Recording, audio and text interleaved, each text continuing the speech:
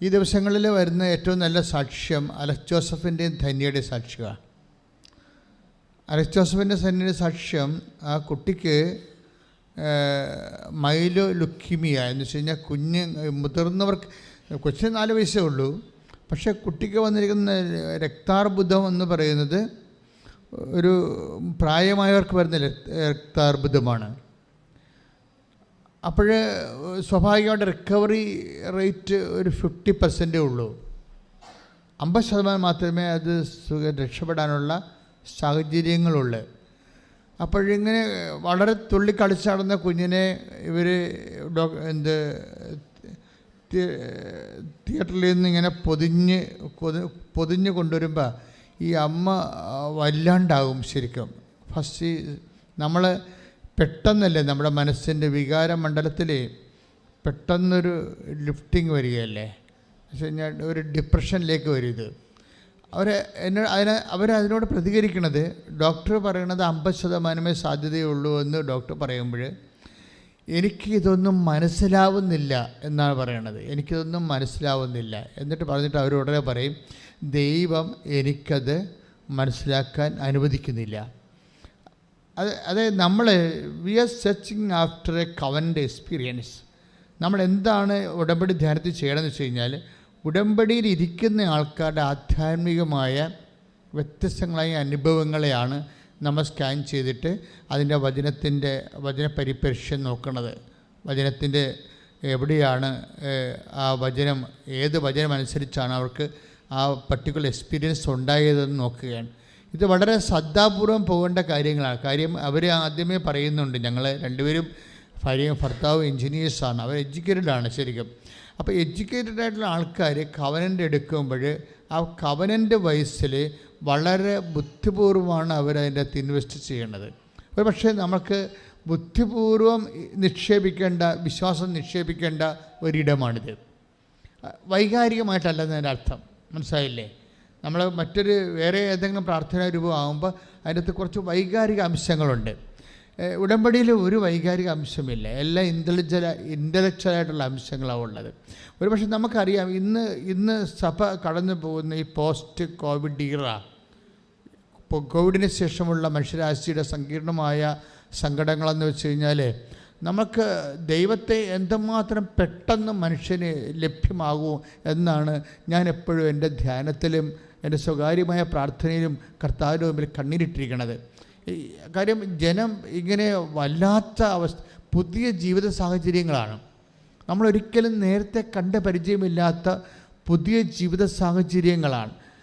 എഡ്യൂക്കേഷനായാലും ജോലിയായാലും രോഗമായാലും എല്ലാം പുതിയ ജീവിത മനുഷ്യരാശി ഇതൊക്കെ മുമ്പ് ഒരിക്കലും കാണാത്ത വഴികളിലൂടെയാണ് പോണത്. ഈ കാണാത്ത വഴികളിലൂടെ പോകുമ്പോൾ നമുക്കുണ്ടാകുന്ന പ്രത്യാശ, ചിലപ്പോൾ ദൈവം തന്നെയായിരിക്കും നമ്മളെ നടത്തുന്നത്. നീ അറിയാത്ത വഴികളിലൂടെ, ഒരു പുതിയ വഴികളിലൂടെ ഞാൻ നിന്നെ നടത്തുമെന്ന് പറഞ്ഞാൽ നമ്മുടെ ആധ്യാത്മികതയും ഇപ്പോൾ ഒരു പുതിയ വഴികളിലൂടെ പോയിട്ട്. Read the word of God. സ്തുതിക്കട്ടെ. ഹല്ലേലൂയ, ഹല്ലേലൂയ. യേശുവേ നന്ദി, യേശുവേ സ്തുതി. ഹല്ലേലൂയ, ഹല്ലേലൂയ, ഹല്ലേലൂയ, ഹല്ലേലൂയ. യേശുവേ ആരാധന, ആരാധന, ആരാധന, ആരാധന. ഹല്ലേലൂയ, ഹല്ലേലൂയ. ഞാൻ പ്രിയനേ. ജോഷുവയുടെ പുസ്തകം 3-ാമത്തെ വാക്യം. ഈ വഴിയിലൂടെ പറഞ്ഞ ഈ വഴിയിലൂടെ ഇതിനു മുൻപ് നിങ്ങൾ പോയിട്ടില്ലാത്തതിനാൽ പോകേണ്ട വഴി അവർ കാണിച്ചു തരും. This is the thing. അതായത് ഇപ്പോൾ പോസ്റ്റ് കോവിഡ് ഏറയാണ്. കോവിഡിന് ശേഷമുള്ള ഒരു രോഗം, കോവിഡിൻ്റെ കൂടെ സഞ്ചരിക്കുന്ന രോഗം. സാമ്പത്തിക മേഖലയിൽ നമ്മൾ ശരിക്കും തകർന്നിരിക്കുകയാണ്. എന്ന് വെച്ച് കഴിഞ്ഞാൽ ഇപ്പോൾ ലോൺ ബേസിലോ അല്ലെങ്കിൽ ഏതെങ്കിലും തരത്തിലുള്ള ഒരു വാടക കൊടുത്ത് ജീവിക്കുന്ന ആൾക്കാർ, അവരെ സംബന്ധിച്ചിടത്തോളം കട പൂട്ടിപ്പോയി, വാടക കൊടുക്കാതിരിക്കാൻ നിവർത്തിയില്ല, ഗവൺമെൻറ്റാണ് സഹായിക്കണമില്ല. നമ്മൾ പിന്നെ എന്താണ്, നമ്മൾ അറിയാത്തൊരു വഴികളിലൂടെ പോയിക്കൊണ്ടിരിക്കുകയാണ്. അതാണ് ഈ വഴിയിലൂടെ നീ ഇതൊക്കൊന്നും ഒരിക്കലും പോയിട്ടില്ല. അതാ ഈ വഴിയിലൂടെ. Read it again. ശ്രുതികട്ടെ. ജോഷുവ 3:4. ഈ വഴിയിലൂടെ ഇതിനു മുൻപ് നിങ്ങൾ പോയിട്ടില്ലാത്തതിനാൽ പോകേണ്ട വഴി അവർ കാണിച്ചു തരും. ഇപ്പൊ പോകേണ്ട വഴി കാണിച്ചു തരും. എൻ്റെ മക്കളെ ഒന്ന് പ്രാർത്ഥിക്കുക, നെഞ്ചത്ത് കൈവച്ച്. കർത്താവേ, നിന്റെ വചനങ്ങളൊക്കെ കേൾക്കുമ്പോഴേ നീ ഉദ്ദേശിക്കുന്ന രീതിയിൽ അതിനെ വിശ്വസിക്കാൻ എന്നെ അഭിഷേകം ചെയ്യണം. ദിവ്യകാരുണ്യത്തിന് പരിശുദ്ധ പരമ ദിവ്യകാരുണ്യത്തിന് നിങ്ങൾ ഓർക്കുക, ആരാധന കൂടുമ്പോൾ നമ്മൾ ആരാധനയിലൂടെ പോവുകയാണ്.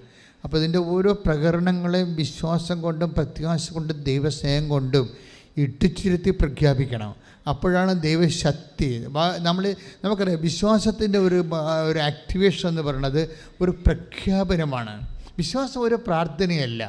പലപ്പോഴും ഞാൻ നിങ്ങളുടെ മുമ്പിൽ പറയുന്ന 2 കാര്യങ്ങളുണ്ട് നിങ്ങൾക്ക് തരുന്നത്. ഇപ്പം ഒരു വിശ്വാസ പ്രമാണം 7 സ്വർഗസ്ഥനായത് 7 എന്ന് പറഞ്ഞവർ അല്ലേ, അത് ഫണ്ടമെൻ്റൽ പ്രെയറാണ്. അതിൻ്റെ ഉദ്ദേശം എന്ന് വെച്ച് കഴിഞ്ഞാൽ ഒന്നിൽ നിന്ന് കൃപയും ഒന്നിൽ നിന്ന് ബ്ലെസ്സിങ്സുമാണ് കിട്ടുന്നത്. എന്താ പ്രശ്നം വെച്ച് കഴിഞ്ഞാൽ, ഒന്ന് വിശ്വാസ പ്രമാണം എന്ന് പറഞ്ഞാൽ എന്താണ്? It's a proclamation. അതൊരു പ്രഖ്യാപനമാണ്. പ്രഖ്യാപനത്തിലൂടെ it is not a prayer. വിശ്വാസ പ്രമാണം ഒരു പ്രെയർ അല്ല. അതിൻ്റെ കണ്ടൻറ്റ് വൈസ് നിങ്ങൾ കാര്യങ്ങൾ മനസ്സിലാക്കിയിട്ട് ബോധപൂർവം ബുദ്ധി കൊണ്ട് കാര്യങ്ങൾ മനസ്സിലാക്കിയിട്ട് we believe in one God, the father almighty, the creator of heaven and earth. അതായത് ആകാശത്തിൻ്റെയും ഭൂമിയുടെയും സൃഷ്ടാവും സർവശക്തനുമായ പിതാവിൽ I believe with my all capacity എന്ന് നമ്മൾ പൂർണ്ണമായ മനസ്സോടുകൂടി ഞാൻ വിശ്വസിക്കുന്നു പറഞ്ഞാൽ തീരാവുന്ന പ്രസവം നമുക്കുള്ളൂ. കൈയിടിച്ച് കർത്താവിനെ സ്തുതിക്കട്ടെ. വിശ്വാസ പ്രമാണത്തിൻ്റെ ഓരോ കാര്യങ്ങളും നമ്മൾ വിശ്വസിച്ചിട്ട് എന്താണ്, യേശു കർത്താവാണെന്ന് അധരം കൊണ്ട് ഏറ്റുപറയുന്നു. അതാണ് വിഷയം. അധരം കൊണ്ട് ഏറ്റുപറയുന്നത് ഒരു പ്രഖ്യാപനമാണ്. അത് വിശ്വാസ പ്രമാണമാകുമ്പോൾ പ്രഖ്യാപനമാകും. സ്വർഗസ്ഥനായ പിതാവ് പ്രാർത്ഥനയാകുമ്പോൾ അത് പ്രാർത്ഥനയായിട്ട് വരും. 2 ഇഫക്റ്റാണ്. വിശ്വാസ പ്രമാണത്തിൽ നമുക്ക് ശക്തിയാണ് ലഭിക്കുന്നത്. മനസ്സിലായില്ലേ? ഇത് നമ്മൾ തിരിച്ചറിയണം. വിശ്വാസ പ്രമാണത്തിൽ നിന്നാണ് നമ്മളിതിൻ്റെ അകത്ത് ഡിറൈവ് ചെയ്യണത് പവർ ഓഫ് ഗോഡാണ്. അപ്പം നിങ്ങൾ ബലഹീനമായിരിക്കുന്ന സാഹചര്യങ്ങളിൽ പ്രാർത്ഥിക്കേണ്ടത് വിശ്വാസ പ്രമാണമാണ്. മനസ്സിലായില്ലേ? വ്യത്യാസമുണ്ട്. ഇപ്പം നിങ്ങൾ ഇരുട്ടിലൂടെ പോകുന്നു, ഒറ്റയ്ക്ക് പോകുന്നു, നിങ്ങളെപ്പോഴും അപ്പോൾ പ്രാർത്ഥിക്കുന്നത് എന്താണ്? വിശ്വാസ പ്രമാണം പ്രാർത്ഥിക്കുന്നത്. കാര്യം എല്ലാ പവർ യേശു കർത്താവാണെന്ന് അധരം കൊണ്ട് പ്രഖ്യാപിക്കുന്നവൻ്റെ ബൃഹത്തായ ഫോമാണ് വിശ്വാസ പ്രമാണം. ഇത് പ്രഖ്യാപിക്കുന്ന വി വിൽ ബി എംപവേർഡ്. നമ്മൾ ഉടനെ ശക്തി ധരിക്കുകയാണ് ചെയ്യണത്. ഒന്ന് പ്രാർത്ഥിച്ച മക്കളെ. കർത്താവായ ദൈവമേ, വിശ്വാസ പ്രമാണത്തിലുള്ള ആന്തരിക വിശ്വാസം വെളിപാട് സത്യങ്ങളെ വിശ്വസിക്കാനുള്ള അർത്ഥമറിഞ്ഞ് പ്രഖ്യാപിക്കാനുള്ള അരൂപിയാൽ എന്നെ അഭിഷേകം ചെയ്യണം. പ്രഖ്യാപനമാണ്. അതിലൂടെ നമുക്ക് കൃപയാണ് നമ്മൾ ടാപ്പ് ചെയ്യുന്നത്, കൃപയാണ് നമ്മൾ ആർജിക്കുന്നത്. കൃപ ദൈവത്തിൻ്റെ ശക്തിയാണ്. ബലഹീനമായ സാഹചര്യങ്ങളാണ് കൃപ ടാപ്പാകുന്നത്. മനസ്സിലായില്ലേ? അതാണ് വിശ്വാസ പ്രമാണം പ്രയാസമുള്ള സമയത്ത് ചെല്ലണമെന്ന് പറഞ്ഞതിൻ്റെ കാരണം. എന്താണ് കാര്യം? 2 കൊരിന്ത്യർ 12:9 ബലഹീനതയിലാണ് ദൈവത്തിൻ്റെ ശക്തി പ്രവർത്തിക്കുന്നത്. ഒന്ന് പറഞ്ഞേ, ബലഹീനതയിലാണ് ദൈവത്തിൻ്റെ ശക്തി പ്രവർത്തിക്കുന്നത്. അപ്പം ഞാൻ ബലഹീനനായിരിക്കുമ്പോഴാണ് ഞാൻ ശക്തനായിരിക്കണമെന്ന് അതിൻ്റെ അടുത്ത വചനമാണ്. അപ്പോൾ ബലഹീനനാകുന്ന സാഹചര്യങ്ങളുണ്ട്. മനുഷ്യൻ്റെ ജീവിതത്തിൻ്റെ ഏറ്റവും ബലം അങ്ങ് പോണ സാഹചര്യങ്ങളുണ്ട് ഇല്ലേ? ബലം പോകുന്ന സാഹചര്യങ്ങളില്ലേ? ഇപ്പം ജപ്തി നടപടി, പെട്ടെന്ന് ഒരു ജപ്തി നടപടി വന്നെന്ന് വിചാരിച്ചു, അല്ലെങ്കിൽ നിങ്ങൾക്ക് എന്തെങ്കിലും തരത്തിലൊരു മെഡിക്കൽ പ്രോബ്ലം ഉണ്ടായെന്ന് വിചാരിച്ചോ, പെട്ടെന്ന് നിങ്ങൾ ബലഹീനമായി പോകും. പക്ഷേ ആ സമയത്ത് ഓട്ടോമാറ്റിക്കലായിട്ട് വിശ്വാസ പ്രമാണം വരണം. മനസ്സിലായില്ലേ? ഓട്ടോമാറ്റിക്കായിട്ട് വരണം. ഇപ്പം നിങ്ങളുടെ കുഞ്ഞിന് സിക്കാണ്, ഇപ്പോൾ കണ്ട കുഞ്ഞിന് സിക്കാണെന്ന് പറഞ്ഞപ്പോൾ ഇപ്പോഴത്തെ മനുഷ്യൻ്റെയൊക്കെ അവസ്ഥ എന്താണെന്ന് വെച്ച് കഴിഞ്ഞാൽ ഈ പ്രത്യക്ഷീകരണ പ്രാർത്ഥന എല്ലാവരുടെ മനസ്സിലും ഇങ്ങനെ 10,000 കണക്കിന് മനുഷ്യരുടെ മനസ്സിൽ പ്രത്യക്ഷീകരണ പ്രാർത്ഥന കിടക്കുകയാണ്. അതുകൊണ്ട് ICUവിലും വെന്റിലേറ്ററിലും ഒക്കെ ഇരുന്നതിൻ്റെ അതിൻ്റെ അരികിൽ ഇരുന്നുകൊണ്ടൊക്കെ ഈ പ്രത്യക്ഷ പ്രാർത്ഥന ചെല്ലണ മനുഷ്യരുടെ അനുഭവങ്ങൾ എല്ലാ ദിവസവും നമുക്ക് എല്ലാ ദിവസവും കേൾക്കുന്നുണ്ട്, എല്ലാ ദിവസവും ഒന്നൊക്കെ കേൾക്കുന്നുണ്ട്. ദാറ്റ് മീൻസ് ബിഷപ്പ് പ്രത്യക്ഷ പ്രാർത്ഥനയുടെ ഭാഗം തന്നെയായിട്ടാണ് അതിനെ ഊട്ടി ഉറപ്പിക്കേണ്ട രീതിയിലാണ് വിശ്വാസ പ്രമാണം തിരിച്ച് അതിൻ്റെ കൂടെ ഘടിപ്പിച്ചിരിക്കുന്നത്. അപ്പോൾ നമ്മുടെ എല്ലാം കാൽക്കുലേറ്റഡ് പ്രേയേഴ്സാണ് എല്ലാം വരണത്. അല്ല എന്തെങ്കിലും ഒരു പ്രാർത്ഥന 100,000 പ്രാർത്ഥന വീട്ടിലുള്ളപ്പോൾ പുസ്തകങ്ങളുള്ളപ്പോൾ അതിൻ്റെ അകത്തൊരു പ്രാർത്ഥന അങ്ങനെയല്ല. പ്രാർത്ഥന ചെല്ലുമ്പോൾ ഓരോ സമയത്തും ഓരോ വിഷയത്തിനും എന്താണ് ഉപയോഗിക്കേണ്ടതിനെക്കുറിച്ച് നമുക്കൊരു ഐഡിയ ഉണ്ടാകണം. ഇപ്പോൾ നമ്മൾ സ്വർഗ്ഗസ്ഥനായ പിതാവ് നന്മ അറിഞ്ഞവരെ ചെല്ലുന്നു. അതെന്താണ്? അത് ശക്തിയേക്കാളുപരി ബ്ലെസ്സിങ്സാണ് നമുക്ക് തരണത്. കൺസലേഷൻസ് ഉണ്ടാവും അതിൻ്റെ അകത്ത്, ബ്ലെസ്സിങ്സിൻ്റെ ആശ്വാസങ്ങളും അനുഗ്രഹങ്ങളും. ഈ സ്വർഗ്ഗസ്ഥനായ പിതാവ് എന്ന പ്രാർത്ഥന ചെല്ലുമ്പോൾ സ്വർഗ്ഗസ്ഥനായ പിതാവിനെക്കുറിച്ച് പറയാതിരിക്കണം നല്ലത്. എന്തെല്ലാമാണ് അതിൽ നിന്ന് കിട്ടണമെന്ന് നമുക്ക് ഒരു പിടിയുമില്ല. കാര്യം മനുഷ്യനെ അനുഭവിക്കുന്ന ഏറ്റവും വലിയ പ്രശ്നം എന്താണ്? പ്രലോഭനമല്ലേ. പ്രലോഭനം എന്ന് പറയുമ്പോൾ നിങ്ങൾ ഓർക്കും ഇത് ജഡികമായ എന്തെങ്കിലും സംഭവമാണെന്ന്. അല്ലല്ലോ. പ്രലോഭനം സാമ്പത്തികമാകാം, പ്രലോഭനം അധികാരമാകാം, പ്രലോഭനം സ്ഥാനങ്ങൾക്കാകാം, പ്രലോഭനം എന്തിനെക്കുറിച്ചുമാകാം. നമുക്ക് നല്ലത് നമ്മളെ തോന്നിപ്പിക്കുന്ന എല്ലാ സാഹചര്യങ്ങളും, തോന്നിക്കുന്നതല്ല തോന്നിപ്പിക്കുന്ന, നമുക്ക് നല്ലത് നമ്മളെ തോന്നിപ്പിക്കുന്ന എല്ലാ സാഹചര്യങ്ങളും പ്രലോഭനമാണ്. പക്ഷേ പല ആൾക്കാരും ക്ലേശങ്ങളും പീഡകളും അനുഭവിക്കുന്നത് അവരകപ്പെട്ടു പോയ ഈ പ്രലോഭനത്തിൻ്റെ വെളിച്ചത്തിലാണ്. ഓരോ സാഹചര്യത്തിൽ ചാടണതേ. ഇപ്പം നോട്ടൊരട്ടിപ്പിക്കുന്ന വിഷയമായാലും ശരി, ഇപ്പം നമുക്ക് ദൈവത്തെ അങ്ങോട്ട് സൈലൻസ് ചെയ്യണമെങ്കിൽ നമുക്ക് ഒത്തിരിയേറെ പ്രശ്നങ്ങളാണ് പിന്നെ വരുന്നത്. കാര്യം ദൈവത്തെ നമുക്ക് ഓപ്ഷനാണല്ല. ദൈവത്തെ ആശ്രയിക്കുക അല്ലെങ്കിൽ ലോകത്തെ ആശ്രയിക്കുക എന്നുള്ള ഓപ്ഷനിലാണ് നിൽക്കുന്നത്. ഈ ഓപ്ഷനിൽ നിൽക്കുമ്പോൾ ദൈവത്തെ അങ്ങ് സൈലൻസ് ചെയ്യും. കാര്യം ദൈവമായിട്ട് മുന്നോട്ട് പോയാൽ എല്ലായിടത്തും കൂടി പോകാൻ പറ്റത്തില്ല എന്ന് വിചാരിച്ചുകൊണ്ട് ചില സ്ഥലത്ത് ചെല്ലുമ്പോൾ ദൈവത്തിൻ്റെ കയ്യിൽ നിന്ന് വിട്ട് കളയും. അപ്പോൾ പിന്നെ അവർ കള്ളക്കണക്ക് എഴുതുക, തോന്നിവാസം എഴുതുകയൊക്കെ ചെയ്യും. ഓരോ കാര്യങ്ങളൊക്കെ അവർ ചെയ്യും. പിന്നെ അവരെന്ത് വേണമെങ്കിലും ചെയ്യും. അവർ വളയമില്ലാതെ ഒത്തിരി ചാട്ടങ്ങൾ ചാടും. ഈ വളയമില്ലാതെ ചാടുമ്പോൾ ആദ്യത്തെ സെക്ഷനിലൊക്കെ എല്ലാം ഭയങ്കര വിജയമാണ്. സെക്കൻഡ് സെക്ഷനിൽ തളരുമ്പോൾ താങ്ങാൻ അതിൻ്റെ അകത്ത് പ്രൊവിഷനില്ല. അവിടെയാണ് പ്രശ്നം വരുന്നത്. വിശ്വാസ ജീവിതവും അവിശ്വാസ ജീവിതവും തമ്മിലുള്ള വ്യത്യാസം ഇതാണ്. വിശ്വാസ ജീവിതത്തെ തളർന്ന താങ്ങാൻ ആളുണ്ട്. കാര്യം അത് പ്രോമിസാണ്, വാഗ്ദാനമാണ്. അവിശ്വാസ ജീവിതത്തെ താങ്ങാൻ ആളില്ല. ഇപ്പം നിങ്ങൾ ദൈവത്തെ മാറ്റി നിർത്തിക്കൊണ്ട് നീ ഇപ്പോൾ കോൺട്രസെപ്ഷൻസ് ഉപയോഗിക്കുന്നു, അല്ലെങ്കിൽ നീ വേറെ എന്തെങ്കിലും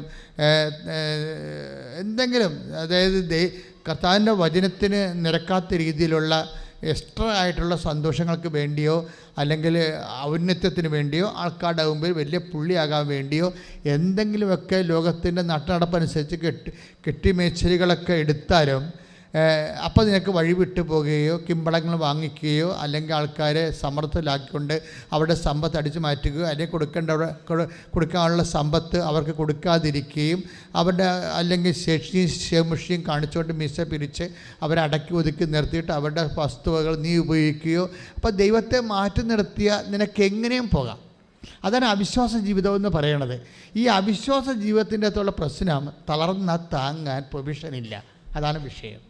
അതുകൊണ്ടാണ് ആ ലൈഫിങ്ങോട്ട്, അതുകൊണ്ടാണ് do not bring us to test എന്ന് പറയുന്ന കാര്യം. അത് ഭയങ്കര സീരിയസ് വിഷയമാണ്. ഞങ്ങളെ പ്രലോഭനത്തിൽ എന്താണ് പറയുന്നത്? ഞങ്ങളെ പ്രലോഭനത്തിൽ ഉൾപ്പെടുത്തരുത്. ഉൾപ്പെടുത്തി കഴിഞ്ഞാൽ പണ്ടാരടങ്ങി പോവും. എന്താ വിഷയം എന്ന് വെച്ച് കഴിഞ്ഞാൽ അവിടെ തളർന്നു പോയാൽ ആദ്യത്തിലേക്ക് വെച്ചടി ഏറ്റവും സാധനം ശരിയാണ്. പക്ഷേ എവിടെയെങ്കിലും പോയി കാലൊതിച്ചു പോയാൽ താഴെ നമ്മൾ ഈ സർക്കസ് കാണിക്കുമ്പോൾ താഴെ വല കെട്ടത്തില്ലേ? അവിശ്വാസ ജീവിതത്തിന് വല കെട്ടാൻ ആരുമില്ല, നടുവ് പോയത് തന്നെ. അതാണ് വിഷയം. വിശ്വാസ ജീവിതത്തിൽ വല കെട്ടാൻ ആളുണ്ട്, താഴെ താങ്ങും. നീ തളർന്നാൽ നിന്നെ താങ്ങും. അതെന്ന് വെച്ചാൽ അത് കർത്താവിൻ്റെ പ്രോമിസിൻ്റെ ഭാഗട്ടെ. ഇത് വേർഡ് ഓഫ് ഗോഡ്. സ്തുതിക്കട്ടെ. ഹല്ലേലൂയ. യേശുവേ നന്ദി, യേശുവേ സ്തുതി. ഹല്ലേലൂയ, ഹല്ലേലൂയ. Word of God. യേശയ്യ 40:29. യേശയ്യ 40:29.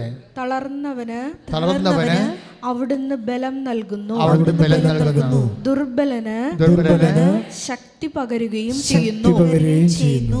This is promise. ഇത് വാഗ്ദാനമാണ്. ഇത് വാഗ്ദാനമാണ്. ഇങ്ങനെ അതായത് 8552 വാഗ്ദാനങ്ങളാണ് എല്ലാം ബൈബിളിൽ നിൽക്കുന്നത്. അതിൽ നമ്മുടെ എല്ലാ വിഷയങ്ങളും പെടും. എല്ലാ വിഷയങ്ങളെന്ന് വെച്ച് കഴിഞ്ഞാൽ ഈ ഭൂമിയിൽ മനുഷ്യരാശി എന്നോളം കഴിയുമോ അത്രയും കാലങ്ങളിലുള്ള എല്ലാ വിഷയങ്ങളും, ആഭിമുഖ്യങ്ങളുടെ എല്ലാ വിഷയങ്ങളും അതിൽ പെടും. അതിലെല്ലാം അതിനകത്ത് വാഗ്ദാനങ്ങളുടെ പാക്കേജുണ്ട്. നമ്മളതിൽ വിശ്വസിച്ചാണ് ഇതിനെ നമ്മൾ അനുഭവിച്ച് മാറണത്. ഹെബ്രായർ അതല്ലേ പറയണത്. അവർ കേട്ട വചനം അവർക്ക് പ്രയോജനപ്പെട്ടില്ല. കാരണം എന്താണ്? അവരതിൽ വിശ്വസിച്ചില്ല. 4:2 ശ്രുതികട്ടെ. ഹല്ലേലൂയ, ഹല്ലേലൂയ, ഹല്ലേലൂയ, ഹല്ലേലൂയ. യേശുവേ നന്ദി, യേശുവേ സ്തുതി. ഹല്ലേലൂയ. ഹെബ്രായർ 4:2. ഹെബ്രായർ 4:2.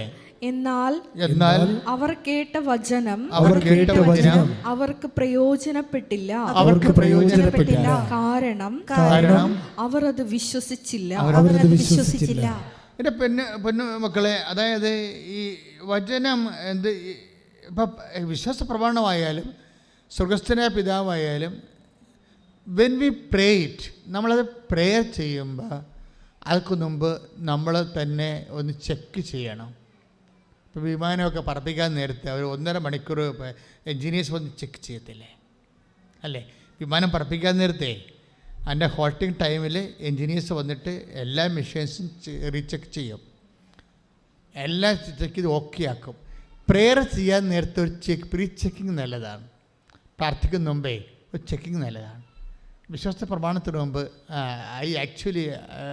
ഐ ബിലീവ് ഇൻ ഇറ്റ്, ഞാൻ ഈ പറയുന്ന കാര്യങ്ങൾ യഥാർത്ഥം വിശ്വസിക്കുന്നുണ്ടോ, അല്ലെങ്കിൽ ഇതൊരു യാന്ത്രികമായിട്ടുള്ള മെക്കാനിസമാണോ, വട്ട് ഐ ആം ഡൂയിങ് അതൊരു യാന്ത്രികമായിട്ടുള്ള സംഭവമാണോ, ഞാൻ പ്രാർത്ഥിക്കുന്നു അതിന് വേണ്ട ആഹാരം ഇന്ന് ഞങ്ങൾക്ക് തരണമേ, do I believe in it, ഞാനത് വിശ്വസിക്കുന്നുണ്ടോ, കർത്താവ് എനിക്ക് ഇന്ന് ആഹാരം തരുമോ, എൻ്റെ ജീവിത പ്രശ്നങ്ങളെ പറ്റി. ആഹാരമെന്ന് മീൻസ് അറിയാമല്ലോ, നമ്മൾ പറയുന്ന ഡെയിലി ബ്രെഡ് എന്ന് പറയുന്നത് ബൈബിൾ ബ്രെഡ് എന്നാണ് ഉപയോഗിക്കുന്നത്. എന്തുമാകാം. ചിലപ്പോൾ ബ്രെഡ് നിൻ്റെ വിസയാകാം, മനസ്സിലായില്ലേ? ചിലപ്പോൾ വിസ ഓഫറിങ്, നമ്മുടെ ഓഫർ കൊണ്ട് നമുക്ക് വിസ ഓഫർ ലെറ്റർ വിസ വന്നിട്ടില്ലെന്നായിരിക്കും നമ്മുടെ പ്രശ്നം. അത് ബ്രെഡാണ്. സ്വർഗസ്ഥനായ പിതാവിൻ്റെ അകത്ത് ഇത് പെടുത്തിയിരിക്കുകയാണ്. അപ്പം നമ്മൾ അകത്ത് പെടുത്തിയിരിക്കുമ്പോൾ ഉള്ള സംഭവം എന്താ? ഭരണഘടനയിൽ ഉറപ്പ് വരുത്തി കഴിഞ്ഞാൽ ആ പൗരന് അത് ലഭിക്കാൻ ബാധ്യസ്ഥമാണ്. മനസ്സിലായി? അതിനാണ് കോടതിയൊക്കെ ഇരിക്കണത്. ഭരണഘടനയിൽ ഒരു കാര്യം വിളിച്ച് പറഞ്ഞിട്ടുണ്ടെങ്കിൽ, ഇപ്പം നമ്മുടെ ഉദാഹരണം ആർട്ടിക്കിൾ 21 അത് വെച്ച് കഴിഞ്ഞാൽ റൈറ്റ് ടു ലൈഫ്, അത് മാന്യമായി ഇന്ത്യയിൽ ജനിച്ചവന് മാന്യമായി ജീവിക്കാനുള്ള അവകാശം ഭരണഘടന ഉറപ്പ് വരുത്തുന്നുണ്ട്. ഈ പ്രാർത്ഥനയിലുള്ള എല്ലാ പ്രെഡിക്കമെൻറ്റ്സും ഉറപ്പ് വരുത്തലാണ്. അന്നു വേണ്ട ആഹാരം ഉറപ്പ് വരുത്തിക്കൊണ്ടാണ് സ്വർഗസ്ഥനായ പിതാവ് എൻ്റെ പ്രാർത്ഥന ഈശോ ഡിസൈൻ ചെയ്തിരിക്കുന്നത്. കർത്താവിന് കൈയ്യടി കൊടുത്തേ. അതിന് വേണ്ട ആഹാരം ഡെയിലി ബ്രെഡ് ഉറപ്പ് വരുത്തുന്നുണ്ട്. അതൊരു പ്രഖ്യാപനമല്ല, പ്രാർത്ഥനയാണ്. പ്രാർത്ഥനയിലൂടെ ലഭിക്കുന്നത് ബ്ലെസ്സിങ്സാണ്. വിശ്വാസപ്രമാണം പ്രഖ്യാപനമാണ്, അതിലൂടെ ലഭിക്കുന്നത് കൃപയാണ്. അതായത് കൃപ ശക്തിയാണ്. ബലഹീനമായ സാഹചര്യങ്ങളിലാണ് അത് അനുവർത്തിക്കേണ്ടത്. ക്ലിയർ അല്ലേ? പോയിൻ്റ് ക്ലിയർ അല്ലേ? അപ്പം നമ്മൾ ഓരോ കാര്യം ചെയ്യുമ്പോഴും, പ്രത്യേകിച്ച് ഉടമ്പടിയോട് ബന്ധപ്പെട്ട കാര്യങ്ങളെല്ലാം മാത്തമാറ്റിക്കലായിട്ട് ഒരു ബൈബിൾ ഗണിതപ്രകാരം പോകുന്ന കാര്യങ്ങളാണ്. അതായത് അതിൻ്റെ A+2 2+2 എന്ന് വെച്ചാൽ 4 ആണ്. ആ രീതിയിലാണ് അത് പോണത്. അതുകൊണ്ട് തന്നെ നിങ്ങൾ ഇൻ്റലിജൻ്റ് ആയിട്ടുള്ള ഒരു അപ്രോച്ചാണ് ഇതിന് വേണ്ടി വരുന്നത്. ഇപ്പോൾ എന്നാ പറഞ്ഞിരിക്കുന്നത്? ഭരണഘടനയിലെ അവകാശം, പൗരൻ്റെ അവകാശം ഉൾപ്പെടുത്തിയിരിക്കുന്ന പോലെയാണ് സ്വർഗീയ പൗരനാണ് നമ്മൾ. നമ്മുടെ പൗരത്വം സ്വർഗത്തിലാണ്. Take the word of God. സ്തുതിക്കട്ടെ. ഹല്ലേലൂയ, ഹല്ലേലൂയ, ഹല്ലേലൂയ, ഹല്ലേലൂയ, ഹല്ലേലൂയ, ഹല്ലേലൂയ. യേശുവേ നന്ദി, യേശുവേ സ്തുതി, യേശുവേ ആരാധന, ആരാധന, ആരാധന, ആരാധന. ഹല്ലേലൂയ. 3:20 വായിച്ചോളൂ. എന്നാൽ നമ്മുടെ പൗരത്വം സ്വർഗത്തിലാണ്. അവിടെ നിന്ന് ഒരു രക്ഷകനെ, കർത്താവായ യേശുക്രിസ്തുവിനെ നാം കാത്തിരിക്കുന്നു. വചനം ഏതാണ്? ഫിലിപ്പി 3:20. ഫിലിപ്പിയ ലേഖനം 3:20 എന്താ പറയണത്? ഒന്നേറ്റ് പറഞ്ഞ നമ്മുടെ പൗരത്വം സ്വർഗത്തിലാണ്. അപ്പം സ്വർഗത്തിലെ ശാശ്വതമായ ജീവിതത്തിന് എത്തണ വരെയുള്ള സമയത്തെല്ലാം നമ്മുടെ അവകാശങ്ങളെ സംരക്ഷിച്ചുകൊണ്ട് ആണ് കർത്താവ് ഈ ഡെയിലി ബ്രെഡിൻ്റെ പ്രെയർ ഡിസൈൻ ചെയ്തിരിക്കുന്നത്. Give us today our daily bread. അന്നു വേണ്ട ആഹാരത്തെ ഇന്ന് ഞങ്ങൾക്ക് തരണമേ. ചിലപ്പോൾ ഇന്ന് ചിട്ടി വീഴുന്നതായിരിക്കും പ്രശ്നം. ഇന്നത്തെ പ്രശ്നം ചിട്ടി വീഴാണ്. അപ്പോൾ ഇന്നലെ ഇവിടുത്തെ എൻ്റെ ഒരു സഹപ്രവർത്തകൻ്റെ ഇവിടെ കുറേ പ്രവർത്തകരുണ്ടല്ല, ഒരുത്തൻ്റെ തലയിൽ കഴുത്തിലൊരു മാല കണ്ട്. ഞാൻ പറഞ്ഞു കോലടിച്ചല്ല, മാല മേടിച്ചല്ലേ? ഇല്ല ഒരു ചിട്ടി വീണപ്പോൾ ആ ചിട്ടി കാശ് കൊണ്ട് വാങ്ങിച്ചതാണെന്ന്. പക്ഷെ ചിട്ടി വീണപ്പോൾ ചിട്ടി കാശ് കൊണ്ട് വാങ്ങിച്ചതാണ്. അത് കാശ് നഷ്ടപ്പെട്ടു പോകാതിരിക്കാൻ വേണ്ടി അവൻ ചെയ്തിരിക്കുന്ന പരിപാടിയാണ്. എനിക്ക് ഭയങ്കര ഇഷ്ടപ്പെട്ടു. എന്താ സംഭവം? ചിട്ടി ഡെയിലി ബ്രെഡാണ് ശരിക്കും. എന്തുകൊണ്ടാണ് കൃപാസനം എല്ലാം അഡ്മിറ്റ് ചെയ്യണത്? മനുഷ്യന്മാരുടെ മുഴുവനും ആവശ്യങ്ങൾ നിത്യതയെക്കുറിച്ച് പറയുമ്പോൾ തന്നെ മനുഷ്യന്മാരുടെ ഏറ്റവും ഇസഡ് കാര്യങ്ങൾ എന്തുകൊണ്ട് അഡ്രസ്സ് ചെയ്യണത്?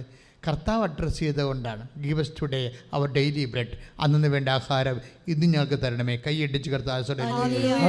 ചില ആൾക്കാർ ഈ ഡെയിലി ബ്രെഡിൽ മാത്രം സ്റ്റിക്ക് ഓൺ ചെയ്യും. അതാണ് ഇതിൻ്റെ അകത്തൊരു അബദ്ധങ്ങൾ മനസ്സിലായില്ല. കുറച്ച് കഴിയുമ്പോൾ കർത്താവ് പറയും ഓടരുതമ്മാവ് അറിയാത്ത. എന്താ കാര്യം വെച്ച് കഴിഞ്ഞാൽ, നിങ്ങൾ ഈ വയറ്റിപ്പഴുപ്പിന് വേണ്ടി മാത്രമാണ് ദൈവത്തെ അന്വേഷിക്കണമെങ്കിൽ ദൈവം 2 സംഭവമാണ് പറയുന്നത്: ഭാഗ്യവും ഹതഭാഗ്യവും. എല്ലാ തലമുറകളും എന്നെ ഭാഗ്യവതി എന്ന് കീർത്തിക്കുമെന്ന് അമ്മ പറയും. പക്ഷേ ഹതഭാഗ്യമെന്നും സംഭവമുണ്ട്, ഭാഗ്യക്കേടെന്ന് പറയണത് 15:19. ഒന്ന് കുറഞ്ഞ സ്തുതിക്കട്ടെ ഹല്ലേലൂയ. Take the word of God. സ്തുതിക്കട്ടെ ഹല്ലേലൂയ. 15:19. ഈ ജീവിതത്തിന് വേണ്ടി മാത്രം. ഒന്ന് പറഞ്ഞേ, ഈ ജീവിതത്തിന് വേണ്ടി മാത്രമാണ് ക്രിസ്തുവിൽ പ്രത്യാശ വച്ചിട്ടുള്ളവരാണെങ്കിൽ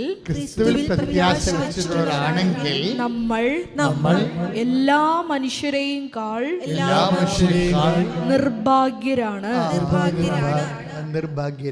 മനസ്സിലായില്ലേ? ഇപ്പം ഭാഗ്യമുണ്ട്, സുവിശേഷത്തിൻ്റെ ഭാഗ്യങ്ങളുണ്ട്. അത് ദൈവാരൂപി ജീവിക്കുന്നവർക്ക് ഭാഗ്യങ്ങൾ ലഭിച്ചുകൊണ്ടിരിക്കാം. അതിൻ്റെ മുഴുവൻ സാകല്യമായിട്ടാണ് മരിയൻ ബ്ലെസ്സഡ്നെസ് വരണത്. അമ്മ പറയണത് ഈ തലമുറ മാത്രമല്ല, എല്ലാ തലമുറകളും എന്നെ ഭാഗ്യവതി എന്ന് കീർത്തിക്കും. പക്ഷേ ഇതിനകത്ത് ദൗർഭാഗ്യം വരാനുള്ള സാധ്യതയുണ്ട്. അതെന്താ കാര്യം? വയറ്റിപ്പഴുപ്പിന് വേണ്ടി മാത്രം ദൈവത്തെ ആശ്രയിച്ച കുഴപ്പമാണ്, ദൗർഭാഗ്യം വരും. അത് ഭയങ്കര സീരിയസ് ആണ്. അതാ 19:15. ഒന്ന് കൊരിന്ത്യർ എന്താ പറയണത്? ഈ ജീവിതത്തിന് വേണ്ടി മാത്രമാണ് നിങ്ങൾ യേശുക്രിസ്തുവിലെ പ്രത്യാശ അർപ്പിച്ചെങ്കില് എല്ലാ മനുഷ്യരെക്കാളും എന്ന് പറയുമ്പോഴേ അറിയാവോ, എല്ലാ മനുഷ്യരെന്ന് പറയുമ്പോൾ നമ്മളോർക്കും എല്ലാ മനുഷ്യരും, എല്ലാ ലോകത്തുള്ള എല്ലാ മനുഷ്യരും.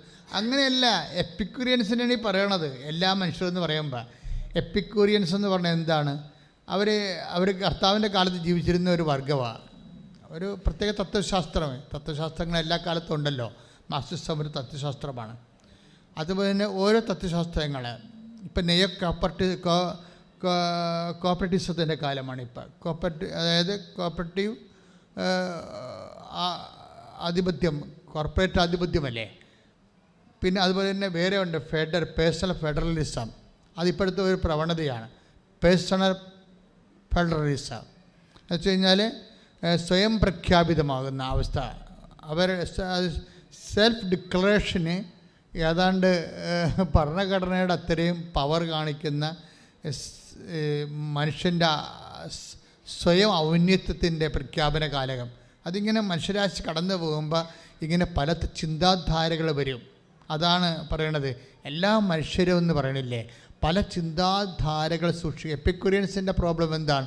ബൈബിൾ കാലത്തിൽ എപ്പിക്യൂറിയൻസിൻ്റെ പ്രോബ്ലം ഇന്ത്യയിലുണ്ടായിരുന്ന ചാർവാകൻസ്, അതേ കാലത്തിലുണ്ടായി. അവർ പറയണത് എന്താണ്?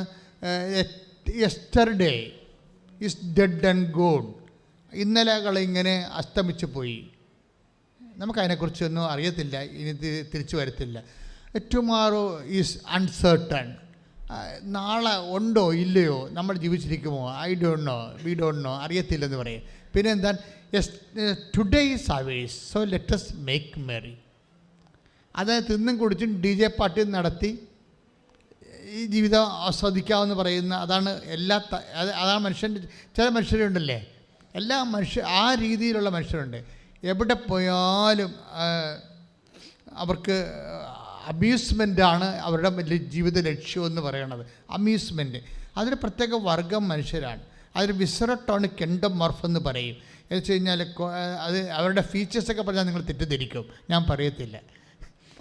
അതൊരു സൈക്കോളജിക്കൽ അനാട്ടമിയാണ്. എന്ന് വെച്ച് കഴിഞ്ഞാൽ അതിൻ്റെ ഫീച്ചേഴ്സ് വിസറട്ടോണിക് എൻഡോമോർഫ്. വ്യക്തിയെ കാണുമ്പോൾ അറിയാം ഇയാൾ ഏത് ഉള്ളതാണ്. ചില ആൾക്കാർ എല്ലായിടത്തും അടിയന്തരമുള്ള സ്ഥലങ്ങളിലെല്ലാം പോകും.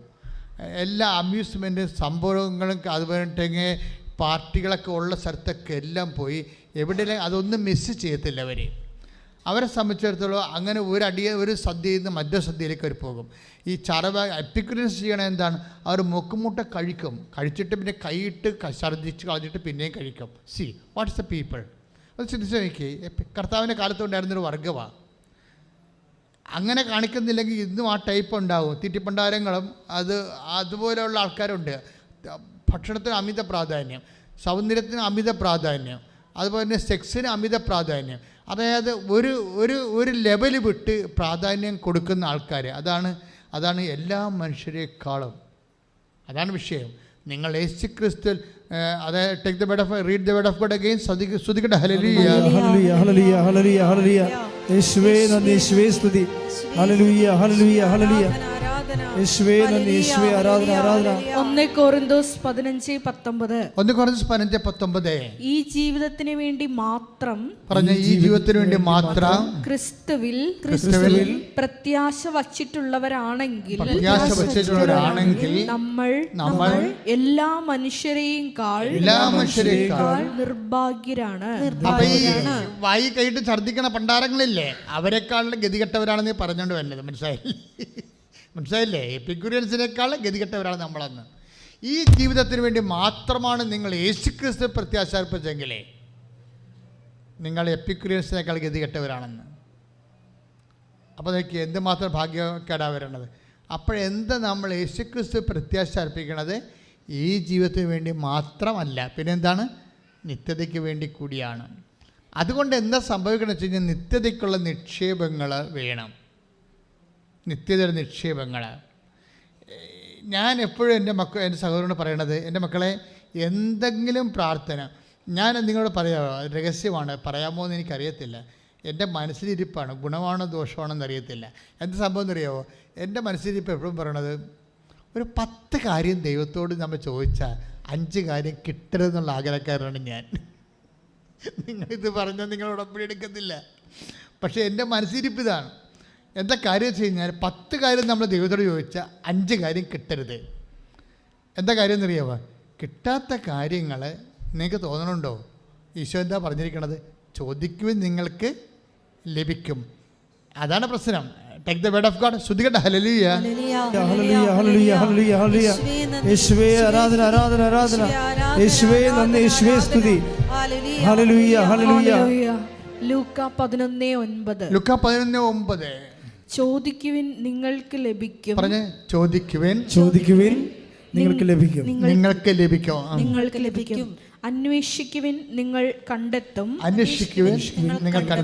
മുട്ടുവിൻ നിങ്ങൾക്ക് തുറന്നു കിട്ടും.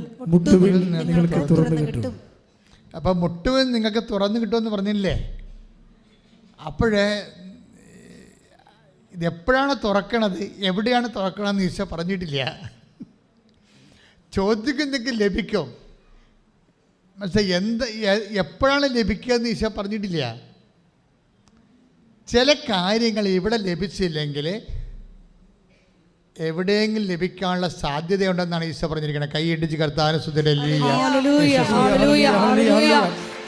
അല്ലേ? എനിക്കാണെങ്കിൽ ആ ദിവസങ്ങളിലൊക്കെ ഭയങ്കര സന്തോഷമായിരുന്നു.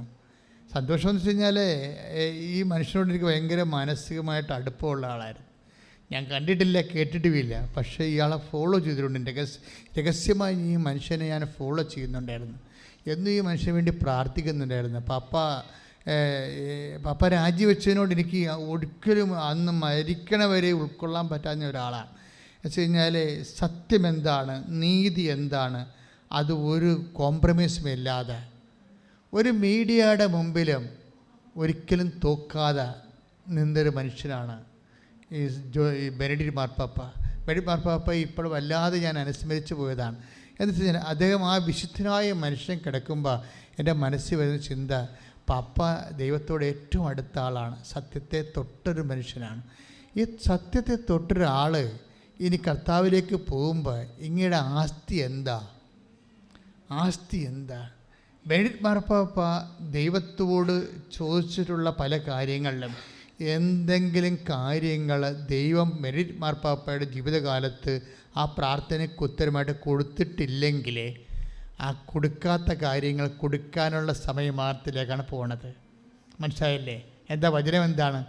ചോദിക്കുക നിങ്ങൾക്ക് ലഭിക്കും. സമയം പറഞ്ഞിട്ടില്ല.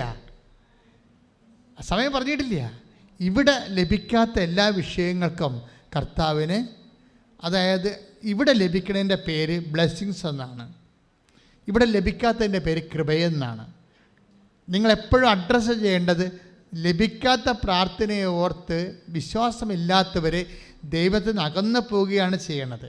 പക്ഷേ ലഭിക്കാത്ത പ്രാർത്ഥനയുടെ സത്യങ്ങൾ അറിഞ്ഞാൽ അത് കൃപയാണെന്ന് നമുക്ക് ലഭിക്കാൻ പോകുന്നത്, അത് നിത്യതയും നമുക്ക് അവകാശം ഓഹരിമാക്കുന്ന ഒരു നിക്ഷേപമാണെന്ന് മനസ്സിലാക്കി കഴിഞ്ഞാൽ നമ്മൾ നമുക്ക് ലഭിക്കാത്ത പ്രാർത്ഥനയെ ഓർത്ത് നമ്മൾ ദൈവത്തോട് അടുക്കുകയുള്ളൂ. പ്രാർത്ഥിക്കുക, കർത്താവായ ദൈവമേ, എനിക്ക് ലഭിക്കാത്ത എൻ്റെ പ്രാർത്ഥനകളെ, എനിക്ക് ലഭിക്കാത്ത ഉത്തരങ്ങളെ, അത് എനിക്ക് വരുത്തിയിട്ടുള്ള ക്ലേശങ്ങൾ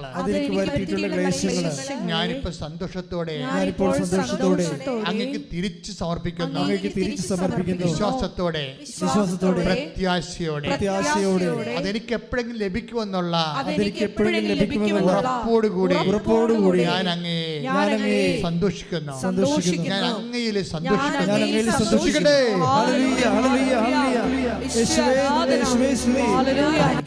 നമ്മൾ ഡെയിലി ബ്രെഡ് കർത്താവ് വ്യാഖ്യാനിച്ച് തരികയായിരുന്നു നമുക്ക്. എന്തെല്ലാം കാര്യങ്ങൾ ഈശോ പറഞ്ഞു, ഞാൻ പോലും കേൾക്കാത്ത ഒത്തിരിയേറെ കാര്യങ്ങൾ ഈ വചനത്തിലൂടെ ഈശോ വെളിപ്പെടുത്തിക്കൊണ്ടിരിക്കുകയാണ്.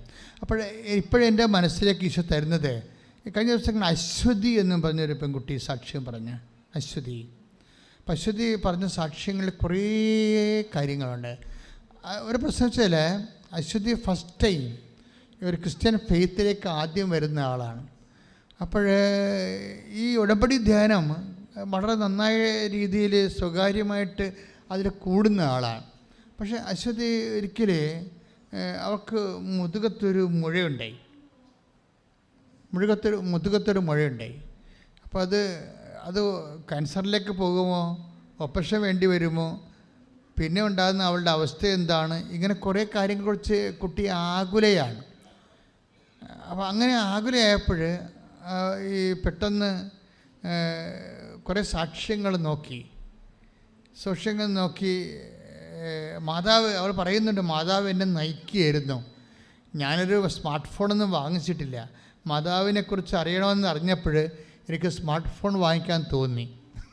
അങ്ങനെ മാതാവിനെക്കുറിച്ച് അറിയാൻ വേണ്ടിയാണ് ഞാൻ സ്മാർട്ട് ഫോൺ വാങ്ങിച്ചതിന് ശേഷം ഞാൻ പിന്നെ മാതാവിൻ്റെ സാക്ഷ്യങ്ങളെല്ലാം കേട്ടു. അപ്പോഴൊരു സാക്ഷ്യം അച്ഛൻ പറയുന്നുണ്ട്, അതായത് ഒരു ചേച്ചി ഒരു സാക്ഷ്യം പറയുന്നുണ്ട്, അതെനിക്ക് വല്ലാതെ എന്നെ ഹോൾഡ് ചെയ്തു. അതായത് ഒരു കുഞ്ഞ് പങ്ക്രിയാസിൽ ക്യാൻസറുള്ള കുഞ്ഞാണ്. അപ്പോൾ കുഞ്ഞിനെ കോവിഡ് കാലത്ത് ഇവിടെ കൊണ്ടുവന്നായിരുന്നു, നമ്മളാരും അറിഞ്ഞില്ല. അപ്പോൾ ഇവിടുത്തെ അടച്ചിട്ടിരിക്കുകയായിരുന്നു. ഇവിടെ ആൾ നിൽക്കാനൊന്നും പോലീസ് അനുവദിക്കുന്നില്ലായിരുന്നു. അപ്പോൾ ആൾക്കാർ തന്നെ പോലീസ് തല്ലിയിട്ടുണ്ട് പല പ്രാവശ്യം ഇവിടെ വന്ന്. ആൾ നമ്മുടെ വാദിക്കെ കൂട്ടം കൂടി നിൽക്കുമ്പോഴേ അങ്ങനെ വലിയ ഭയങ്കര പ്രശ്നങ്ങളൊക്കെ ഉണ്ടായിട്ടുണ്ട്. അപ്പോൾ ആ സമയത്താണ് ഇവർ വരണത്. അപ്പോൾ ഇവിടെ ഇത് തുറക്കാനും പറ്റില്ല, തുറന്നാൽ പ്രോബ്ലമാണ്, പോലീസ് സമ്മതിക്കത്തില്ല. അപ്പോൾ അത്രയും പ്രശ്നമായിട്ട് നിൽക്കുന്ന ഒരു സമയത്ത് ഈ കുഞ്ഞും അമ്മയും കൂടി ഇതിനെ വാദിക്കെ വന്ന് നിന്നിട്ട്, ഈ പങ്ക്രിയാസിൽ ക്യാൻസറല്ല കുഞ്ഞിന്. അപ്പോൾ അമ്മ കൊച്ചിനോട് പറയും, വാവേ അമ്മയോട് പറ, ഇനി നമ്മൾ വരണത് സാക്ഷ്യം പറയാനായിരിക്കുമെന്ന് പറഞ്ഞിട്ട് പോകാം. കുഞ്ഞ് അതുപോലെ തന്നെ അമ്മയോട് പറഞ്ഞു, അമ്മ ഇനി ഞങ്ങൾ വരണത് സാക്ഷ്യം പറയാനായിരിക്കുമെന്ന്. അത് കറക്റ്റാണ്. ഈ സാക്ഷ്യമാണ് അശ്വതി കേൾക്കണത്. അവൾ തിരിച്ചു വന്ന്, ആ കുഞ്ഞ് തിരിച്ചു വന്ന് സാക്ഷ്യം പറയണത്. അത് ഭയങ്കര ഫീലിംഗാണ് ശരിക്കും പറഞ്ഞാൽ. കാരണം വേറെ ഒരു മെഡിസിൻ ഒന്നും ഇല്ലല്ലോ.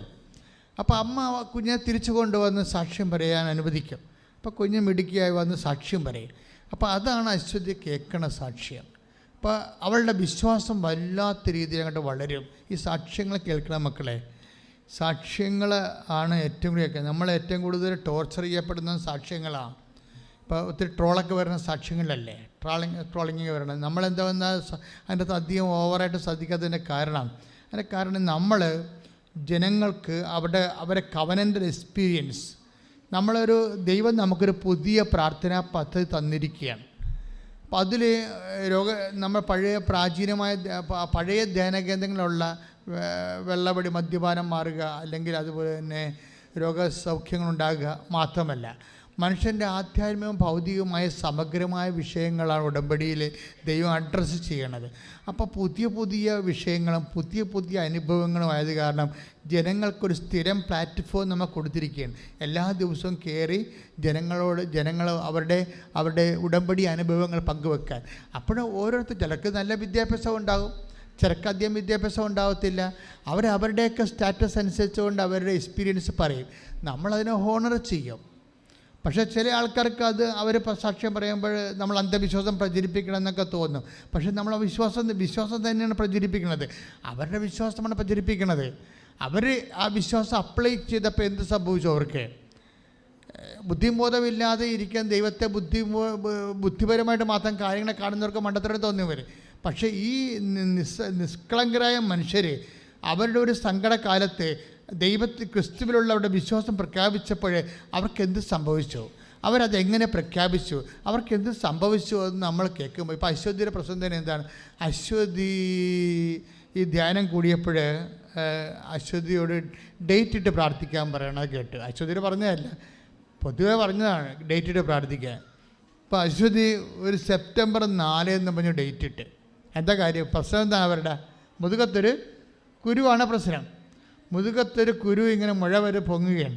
അപ്പം അത് മാറാൻ വേണ്ടി അശ്വതി ഡേറ്റ് ഇട്ട് പ്രാർത്ഥിക്കാൻ പറഞ്ഞതിൻ്റെ കൂട്ടത്തിൽ അത് കേട്ടിട്ട് അതനുസരിച്ച് ഒരു ഡേറ്റ് ഇട്ട് സെപ്റ്റംബർ 4.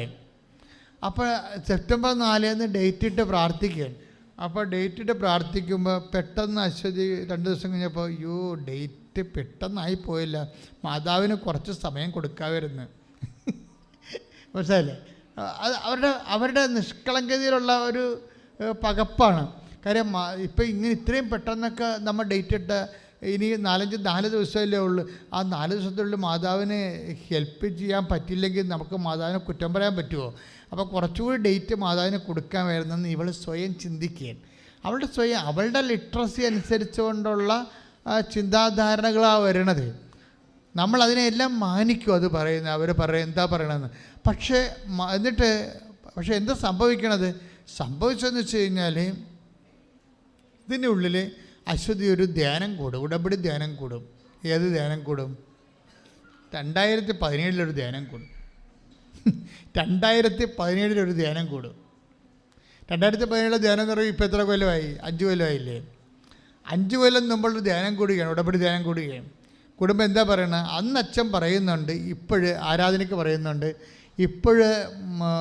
ഇപ്പം മുതുകത്ത് മുഴയുള്ളവരെ കർത്താവ് കാണിക്കുന്നുണ്ട്. അവരാ മുതുകത്തെ മുഴ സമർപ്പിച്ച് പ്രാർത്ഥിച്ച കർത്താവ് ഇപ്പോഴവരെ സുഖപ്പെടുത്തുമെന്ന് പറയാം. അത് 2017 ധ്യാനമാണെന്ന് അശ്വതിക്കറിയാം. അതാ വിഷയം. പണ്ടത്തെ ഒരു ആരാധനയാണ്. പണ്ടത്തെ ആരാധനയിൽ അവളെന്താ ചെയ്യിക്കണത്? ഭൂതകാലത്തെ ഒരു ആരാധനയിൽ അവർ വർത്തമാനകാലത്ത് അവരുടെ വിശ്വാസം ഇൻവെസ്റ്റ് ചെയ്യുകയാണ്. അതാണ് വിഷയം.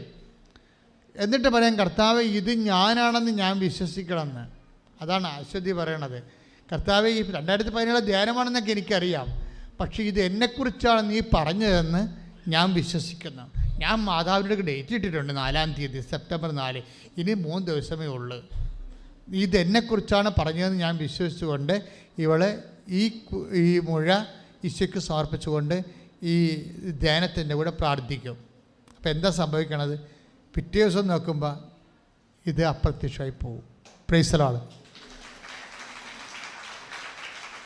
അപ്പം ഞാൻ തന്നെ അത് വിചിത്രമായി തോന്നി എനിക്ക്. കാര്യം കഴിഞ്ഞാൽ അത് അവർ ഇൻവെസ്റ്റ് ചെയ്തിരിക്കുന്നതാണ്. നമ്മൾ അവരെ ക്രൂശിക്കാനോ ക്രിസ്റ്റിസൈസ് ചെയ്യാനോ പറ്റത്തില്ല. അവർ ഇൻവെസ്റ്റ് ചെയ്തിരിക്കുകയാണ് അതിൻ്റെ അകത്ത്. എന്നിട്ട് അവൾ പറയുന്നുണ്ട് എന്താണ്, അതായത് എനിക്കിത്തിരി അവിശ്വാസമൊക്കെ ഉണ്ട്. വളരെ പച്ചയായ സാക്ഷ്യങ്ങളാണ്. എനിക്ക് കുറച്ച് വിശ്വാസമൊക്കെ ഉണ്ട്. ഇപ്പം എനിക്ക് ഈ ഡേറ്റ് ഞാൻ ഇങ്ങനെ ഹരിബറിയായിട്ട് ഇട്ടില്ലേ, മാതാവിന് കുറച്ച് സമയം കൂടി കൊടുത്തേച്ചെങ്കിൽ മാതാവ് സമയം എടുത്ത് ഹീൽ ചെയ്ത് തന്നേനും. മാതാവിന് സമയം കൊടുക്കാത്ത രീതി മാതാവിൻ്റെ കൈയും കാര്യം കെട്ടുന്ന രീതി ഞാൻ പെട്ടെന്ന് സമയം ഇട്ടില്ലേ, സെപ്റ്റംബർ 4 ഡേറ്റ് ഇട്ടില്ലേ. അപ്പോൾ എനിക്ക് അതിൻ്റെ അകത്തൊരു അവിശ്വാസം തോന്നിയായിരുന്നു, അങ്ങനെയൊക്കെ ചെയ്താൽ മാതാവ് ചെയ്യുമോ ഇല്ലേ, എങ്ങനെ ചെയ്യാൻ പറ്റുമോ എന്നൊക്കെ. പക്ഷേ എന്നിട്ട് ഇവിടെ പറയും ഞാൻ അവിശ്വസ്തനായിരിക്കും, അവിശ്വാസിയായിരിക്കുമ്പോഴും ദൈവം വിശ്വസ്തനായിരിക്കും. ഈ വചനം ഇവിടെ നിന്ന് കിട്ടിയ അവൾക്ക് Take the word of God. സ്തുതിക്കട്ടെ ഹല്ലേലൂയ. 2 തിമോത്തി സ്തുതിക്കട്ടെ ഹല്ലേലൂയ. ഹല്ലേലൂയ ഹല്ലേലൂയ ഹല്ലേലൂയ ഹല്ലേലൂയ. യേശുവേ നന്ദി. ഹല്ലേലൂയ ഹല്ലേലൂയ ഹല്ലേലൂയ. യേശുവേ നന്ദി. ഉന്നതൻ നീ നാം അവിശ്വസ്തരായിരുന്നാലും നാം അവിശ്വസ്തരായിരുന്നാലും അവൻ വിശ്വസ്തനായിരിക്കും. എന്തെന്നാൽ തന്നെ തന്നെ നിഷേധിക്കുക അവന് സാധ്യമല്ല. അപ്പൊ ഈ 2 തിമോത്തി ആ വേഴ്സ് ഒന്നും പറയുന്നില്ലെങ്കിൽ പോലും അശ്വതി അത് സാക്ഷ്യത്തിൽ പറയുന്നുണ്ട്. എന്താ പറയണത്? എനിക്കിങ്ങനെ അവിശ്വാസം തോന്നിയായിരുന്നു, പക്ഷേ എനിക്ക് പ്രശ്നം തോന്നിയില്ല. കാര്യം എന്താണ്? വചനത്തിലുണ്ടല്ലോ, ഞാൻ അവിശ്വസ്തനായിരുന്നാലും ദൈവം വിശ്വസ്തനായിരിക്കുമെന്ന്. അപ്പോൾ ഈ മനുഷ്യന്മാർ വിശ്വസിക്കുന്ന രീതികളും അവരുടെ ഇൻവെസ്റ്റ്മെൻറ്റ് പ്രോസസ്സിങ് ഭയങ്കരമാണ് ശരിക്കും. അത് നമ്മുടെ ബുദ്ധിക്ക് അതീതമാണ്. കാര്യം ബുദ്ധി ഇവിടെ എന്തുമാത്രം കുറഞ്ഞു വരുന്നു, അതനുസരിച്ച് വിശ്വാസം മൂല്യമുള്ളതായിട്ട് വരും. അന്ധവിശ്വാസമായിട്ട് മാറാനുള്ള സാധ്യതയുണ്ട്, അത് തള്ളിക്കളയുന്നില്ല. പക്ഷേ അതേസമയം തന്നെ അതുകൊണ്ടാണ് നമ്മൾ കുറച്ച് മുൻകരുതലെടുക്കണമെന്ന് പറഞ്ഞതിൻ്റെ കാര്യം. വിശ്വസിക്കാൻ നിനക്ക് അമിതമായി വിശ്വസിക്കുമ്പോൾ അത് അന്ധവിശ്വാസമായി പോകാതിരിക്കാൻ വേണ്ടി അത് സ്വാഭാവികമായൊരു കോമൺ സെൻസ് മനുഷ്യനുണ്ടാകും. കോമൺ സെൻസ് ഉപയോഗിച്ചാൽ മതി, വേറെ പ്രശ്നങ്ങളൊന്നുമില്ല. എക്സ്ട്രാ സെൻസ് ഒന്നും ഉപയോഗിക്കേണ്ട കാര്യമില്ല.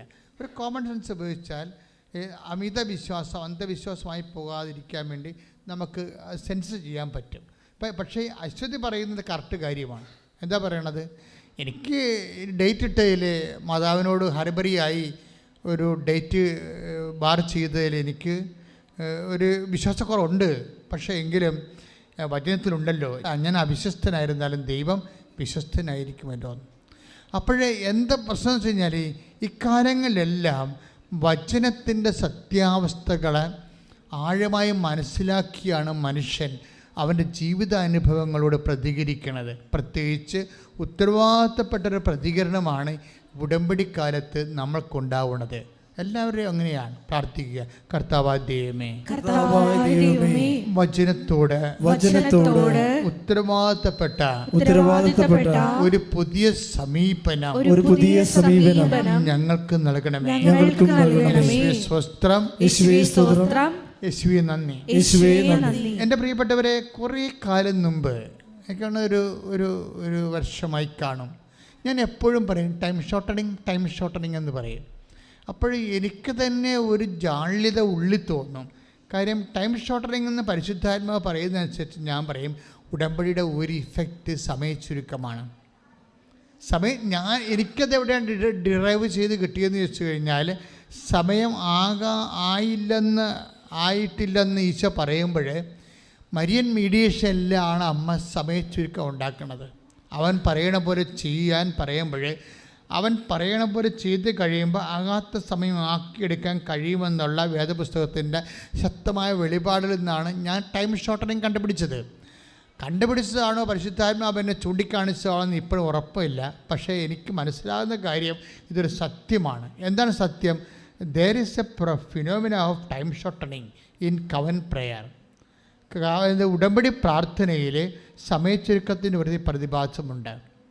ഉടമ്പടി പ്രാർത്ഥന നീ ദൈവമായിട്ട് ഉടമ്പടി ചെയ്തിരിക്കുന്ന വിഷയമാണ്. അവിടെ നിനക്ക് ടൈം ഷോർട്ടണിങ് വേണമെന്നുണ്ടെങ്കിൽ ടൈമാണല്ലോ വില്ലൻ. എല്ലാത്തിൻ്റെയും വില്ലൻ ടൈമാണ് അല്ലേ? എല്ലാം ടൈം മാറിപ്പോയാൽ നമ്മുടെ ജീവിതം തന്നെ മാറിപ്പോകും. അപ്പം ടൈം ഇപ്പം നമ്മൾ സമയ ഘടികാരം നെഞ്ചിൽ ചാർത്തിയാണ് പരിശുദ്ധ അമ്മ 2004 പ്രത്യക്ഷപ്പെട്ടത്. അപ്പം സമയം കൃപാസന ശുശ്രൂഷകളുടെ കൂടെ അടിസ്ഥാനമായ പ്രമേയമാണ് സമയം. കഴിഞ്ഞുപോയ സമയത്തെ തിരിച്ചെങ്ങനെ കൊണ്ടുവരാൻ കഴിയും? കഴിഞ്ഞ കാലങ്ങളിലെ പ്രവചനങ്ങളെയും എല്ലാം എങ്ങനെയാണ് വർത്തമാനകാലത്ത് അനുഭവിക്കാൻ പറ്റണതെന്നാണ് അശ്വതി വിശ്വാസം കൊണ്ട് തെളിയിച്ചത്. അതുപോലെ തന്നെയാണ് ഈ ധന്യയുടെയും അലക്സ് ജോസഫിൻ്റെയും മകളുടെ മൈലോ ഇതില്ലേ എന്താണ് രക്താർബുദം. ആ രക്താർബുദത്തിൻ്റെ, അതായത് മുതിർന്നവർക്കുണ്ടാകുന്ന രക്താർബുദം, ആ മുതിർന്നവർക്കുണ്ടാകുന്ന രക്താർബുദത്തിന് കുഞ്ഞിനെ വന്നിരിക്കുന്നത്, കുഞ്ഞിനെ ഇനി 50% റിക്കവറി റേറ്റ് ഉള്ളതെന്ന് ഡോക്ടർ പറയുമ്പോൾ കുഞ്ഞിന് ചെയ്യേണ്ടി വരുന്ന കീമോ 3000 mg ആണ്. 3000 mg കീമോയാണ്. നമുക്കറിയാവില്ല 600 mg 300 mg എന്നൊക്കെ പറയുമ്പോൾ തന്നെ നേഴ്സുമാർക്ക് പെട്ടെന്ന് തന്നെ പേടിയാവും, അയ്യോ ഇതെന്ത് അസുഖമാണ്, ഇത് കണ്ടിന്യൂ ചെയ്ത് ഇത്രയും കഴിച്ചാൽ എന്ത് ചെയ്യും. അപ്പോൾ 3000 mg കീമോയാണ് കുഞ്ഞിനെ കൊടുക്കേണ്ടത്. 8 ദിവസത്തേക്കാണ്. അതിൻ്റെ പെയിൻ എന്ന് പറയണതും ടെമ്പറേച്ചർ എന്ന് പറയുന്നത് സഹിക്കാൻ പറ്റാത്തതാണ്. അങ്ങനെ കൊടുത്താൽ തന്നെയും 3 കൊല്ലം എടുക്കും. 3 കൊല്ലം എടുക്കും. ഇത് കീമോ കൊടുത്തിട്ട് ആണ് പിന്നീട് ബോൺ മാരോ ചെയ്യണത്. അമ്മയുടെ മജ്ജ എടുത്തിട്ട് കുഞ്ഞിലേക്ക് കൊടുക്കുന്നു. അത് ഭയങ്കര, ഇതെല്ലാം കഴിഞ്ഞിട്ട് ഇതെല്ലാം കുഞ്ഞ് സർവൈവ് ചെയ്യണം. അപ്പോൾ നമ്മളെല്ലാം കടന്നു പോകുന്നത് പ്രത്യേക ഒരു ലോകത്താണ്. പണ്ട് ഇങ്ങനെ സിറ്റുവേഷൻ ഉണ്ടായില്ലെന്ന് ചോദിച്ചാൽ ഉണ്ടായിരുന്ന ആൾക്കാർ മരിച്ചു പോകും, അത്രയേ ഉള്ളൂ. വൈദ്യശാസ്ത്രം ഇപ്പോൾ ഇത്രയും വളർന്നത് കൊണ്ടാണ് റിക്കവറിങ് റേറ്റ് വരണത്. റിക്കവറിങ് റേറ്റ് കൂടാൻ കാരണം എന്താണ്? വൈദ്യശാസ്ത്രം വളർന്നത് കൊണ്ടാണ്, ഒരു സംശയമില്ല കാര്യത്തിൽ. പക്ഷേ അതുകൊണ്ട് തന്നെ വൈദ്യശാസ്ത്രത്തിൻ്റെ കയ്യിൽ തന്നെയും എല്ലാ കാര്യങ്ങളും ഇല്ല. അവരെല്ലാം ബുദ്ധിക്ക് നിരക്കുന്ന രീതിയിൽ ചെയ്തു വരുമ്പോഴും ഡോക്ടർമാർ പറയും ഇനി എല്ലാം ദൈവത്തിൻ്റെ കയ്യിലാണെന്ന് പറയും, ദൈവത്തിൻ്റെ കയ്യിലാണെന്ന്. അപ്പോൾ എന്താ ചെയ്യണത്? ഈ കുഞ്ഞിനെ ഈ ശുശ്രൂഷകളെല്ലാം, ഈ ട്രീറ്റ്മെൻറ്റെല്ലാം ചെയ്യുമ്പോൾ ഇവർ നിരന്തരം ഉടമ്പടി തൈലം കുഞ്ഞിനെ കാശുരൂപം കുഞ്ഞിനെ ശിരസിന് താഴെ വെച്ചുകൊണ്ട് ഉടമ്പടി കാശിന് വെച്ചുകൊണ്ട് ഈ ഉടമ്പടി തൈലം തേച്ചുകൊണ്ടിരിക്കുക. കീമോ കൊടുത്ത കുഞ്ഞിനെ ഉടമ്പടി തൈലം തേച്ചുകൊണ്ടിരിക്കുക. പക്ഷേ പെട്ടെന്ന് ഡോക്ടറെ ചേഞ്ച് ചെയ്യാൻ ഈശോ പറയും. പെട്ടെന്ന് ഡോക്ടറെ ചേഞ്ച് ചെയ്യാൻ പറയും, ഹോസ്പിറ്റൽ ചേഞ്ച് ചെയ്യാൻ പറയും. അത് ഉടമ്പടി ഇവർ ഡയറക്റ്റായിട്ട് എടുക്കുന്ന സമയത്താണ് പെട്ടെന്ന് ചേഞ്ചിങ് എല്ലാം വരണത്. പെട്ടെന്ന് ഇവർ ഡയറക്റ്റായിട്ട് ഒരു അമ്മയുടെ ഉടമ്പടിയിലാണ് ഇവർ അവിടുത്തെ നേർച്ച വസ്തുക്കൾ കൊണ്ടൊക്കെ അഡ്ജസ്റ്റ് ചെയ്ത് പോയിക്കൊണ്ടിരുന്നത്. പക്ഷേ ഇപ്പോൾ ഇവർക്ക് കുഞ്ഞിൻ്റെ അവസ്ഥ കാരണം എടുക്കാതിരിക്കാനും പറ്റത്തില്ല. അത് എടുത്തു കഴിഞ്ഞപ്പോൾ പെട്ടെന്ന് ഡോക്ടർ തന്നെ പറയും നിങ്ങൾക്ക് വേണ്ട സെക്കൻഡ് ഒപ്പീനിയൻ തിരക്കാമെന്ന് പറയും. സെക്കൻഡ് ഒപ്പീനിയൻ എവിടെയാണ് ഉള്ളത്? ബാംഗ്ലൂരാണ് ഉള്ളത്. ബാംഗ്ലൂരേക്ക് സെക്കൻഡ് ഒപ്പീനിയൻ തിരക്കിയപ്പോൾ ആ ഡോക്ടറിന് രാവിലെ 7 മണി തൊട്ട് രാത്രി 9 മണി വരെ എത്രയോ മാസങ്ങൾക്ക് ബുക്കിംഗ് കിടക്കുന്നതാണ്. പക്ഷേ ഇവർക്ക് പെട്ടെന്ന് കിട്ടി ആ ഡോക്ടറിനെ. ബാംഗ്ലൂരത്തൊക്കെ പർട്ടിക്കുലർ ഡോക്ടറെ ഇവർക്ക് പെട്ടെന്ന് കിട്ടി. ഡോക്ടർ പറഞ്ഞ് എളുപ്പം തന്നെ പാക്കപ്പ് ചെയ്തോളാൻ പറഞ്ഞു. അതാണ് സംഭവം. എന്ന് വെച്ചാൽ അവിടുത്തെ ടൈം ഷോർട്ടനിങ് ഭയങ്കരമാണ്. എങ്ങനെ ഈ ഹോസ്പിറ്റലാണ് കടന്നിരുന്നെങ്കിൽ ഈ പറഞ്ഞ 3 കൊല്ലം എടുക്കും. ഇവർ പെട്ടെന്ന് ടൈം ഷോർട്ടനിങ് സംഭവിക്കണത് എങ്ങനെയാണ്? നമ്മുടെ ടൈം ഷോർട്ടനിങ് നമ്മുടെ വിഷയങ്ങൾക്കെല്ലാം സമയച്ചൊക്കെ സംഭവിക്കും. പുതിയ ഡോക്ടറെ തന്ന് പുതിയ ഹോസ്പിറ്റലിൽ തന്ന് അവിടെ പെട്ടെന്ന് കുഞ്ഞിൻ്റെ അമ്മയുടെയും കുഞ്ഞിൻ്റെയും ബ്ലഡ് എല്ലാം മാച്ചായി പെട്ടെന്ന് 2 ദിവസം കൊണ്ട് ബോൺമാരോ കഴിഞ്ഞ് ഡോക്ടർ പറഞ്ഞ് 3-ാം ദിവസം പറഞ്ഞ് പോയിക്കൊള്ളാൻ പറഞ്ഞ് വീട്ടിൽ പോയിക്കോളാൻ. പെട്ടെന്നായ സംഭവം. 3 മാസത്തെ റെസ്റ്റ് അത്രേ ഉള്ളൂ. അപ്പോൾ 3 കൊല്ലം പറഞ്ഞതാണ് 3 മാസമായിക്കൊണ്ടിരിക്കുന്നത്. അതാണ് ടൈം ഷോർട്ടനിങ് എന്ന് പറയണത്. 3 കൊല്ലം. അപ്പോൾ ഇത് ഞാൻ പാതിരാപ്പള്ളി ദിവസങ്ങളിലൊരു ധ്യാനം ഉണ്ടായിരുന്നു. അപ്പോൾ പാതിരാപ്പള്ളി ഈ ദിവസങ്ങളിൽ നടന്ന ധ്യാനത്തെ സമയത്ത് ഞാൻ ഈ സാക്ഷ്യം പറയുമ്പോൾ കർത്താവ് അതിൻ്റെ കൂടെ കയറി പറഞ്ഞു ഇത് പ്രൊവിഷനുള്ളതാണ്, പുതിയ കാര്യമല്ല. ഇത് വാഗ്ദാനങ്ങളുടെ പ്രൊവിഷനുള്ളതാണ്. തിരഞ്ഞെടുക്കപ്പെട്ടവർക്ക് ഓർത്തുകൊണ്ട് സമയം ചുരുക്കിത്തരുമെന്ന്. Read it. 13:20 മർക്കോസ് 13:20. ശ്രുതികട്ടെ. ഹല്ലേലൂയ ഹല്ലേലൂയ ഹല്ലേലൂയ ഹല്ലേലൂയ. യേശുവേ ആരാധന, ഹല്ലേലൂയ. മഹത്വം, ആരാധന, ഹല്ലേലൂയ. യേശുവേ നന്ദി, യേശുവേ ആരാധന. 13:20. കർത്താവ് ആ ദിവസങ്ങൾ ചുരുക്കിയില്ലായിരുന്നെങ്കിൽ കർത്താവ് ആ ദിവസങ്ങൾ ചുരുക്കിയില്ലായിരുന്നെങ്കിൽ ഒരുവനും രക്ഷപ്പെടുകയില്ലായിരുന്നു. എന്നാൽ തിരഞ്ഞെടുക്കപ്പെട്ടവർക്ക് വേണ്ടി അവിടുന്ന് ആ ദിവസങ്ങൾ ചുരുക്കി. കൈയടിച്ച് കർത്താവിനെ സ്തുതിക്കട്ടെ. ഹല്ലേലൂയ, ഹല്ലേലൂയ, ഹല്ലേലൂയ. യേശുവേ നന്ദി, യേശുവേ ആരാധന. ഹല്ലേലൂയ. നിന്നെ പോലൊരു ദൈവമില്ല. ഉറക്കെ പറ്റിയത് പാടാം.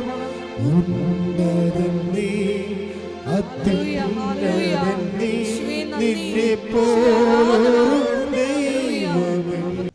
എൻ്റെ പ്രിയപ്പെട്ടവരെ, നമ്മൾ കണ്ടുകൊണ്ടിരുന്നത് ഈ ടൈം ഷോർട്ടണിങ് എന്നുള്ള എങ്ങനെയാണ് അത് സുവിശേഷ വിഹിതമാകുന്നതെന്നാണ്. ആർക്കാണ് ടൈം ഷോർട്ടണിങ് സംഭവിക്കുന്നത്? Take the word of God. ആർക്കാണ് ടൈം ഷോർട്ടണിങ് സംഭവിക്കുന്നത്, സമയം ചുരുക്കാൻ സംഭവിക്കുന്നത്? മർക്കോസ് 13:20. കർത്താവ് ആ ദിവസങ്ങൾ ചുരുക്കിയില്ലായിരുന്നെങ്കിൽ കർത്താവ്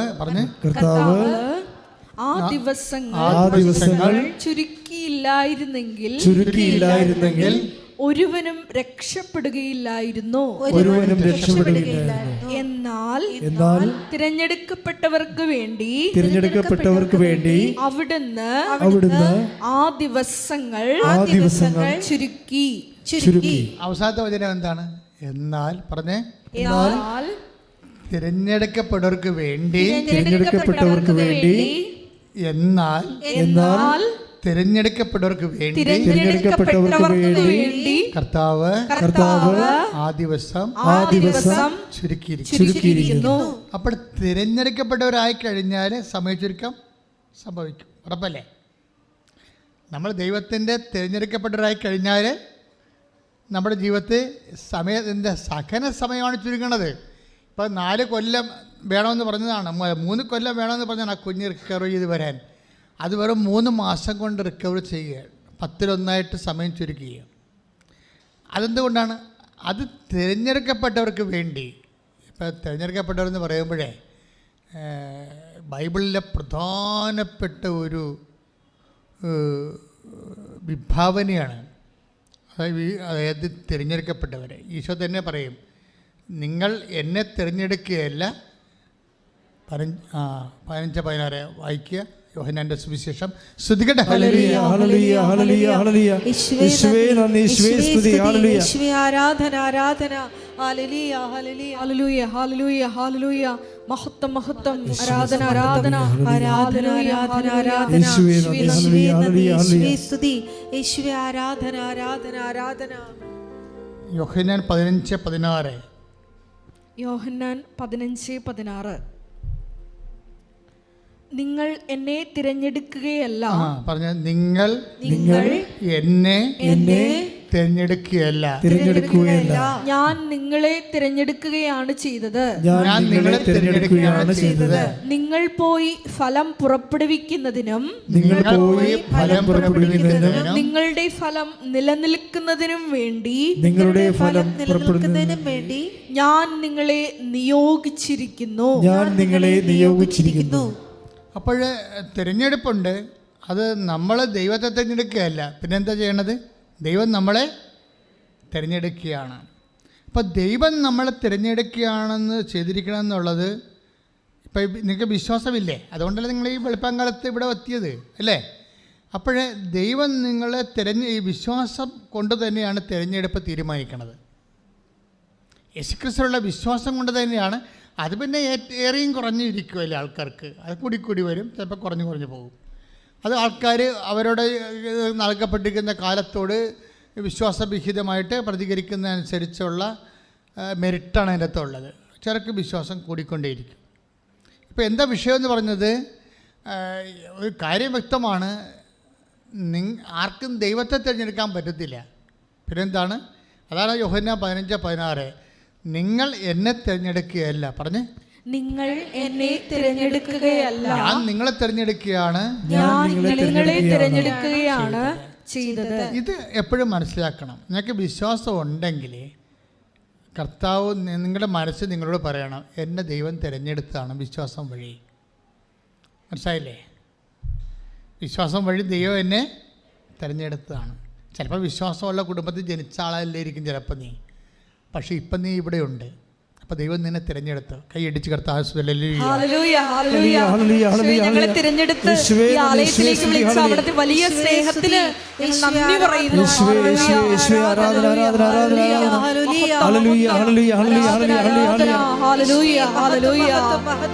നന്ദി.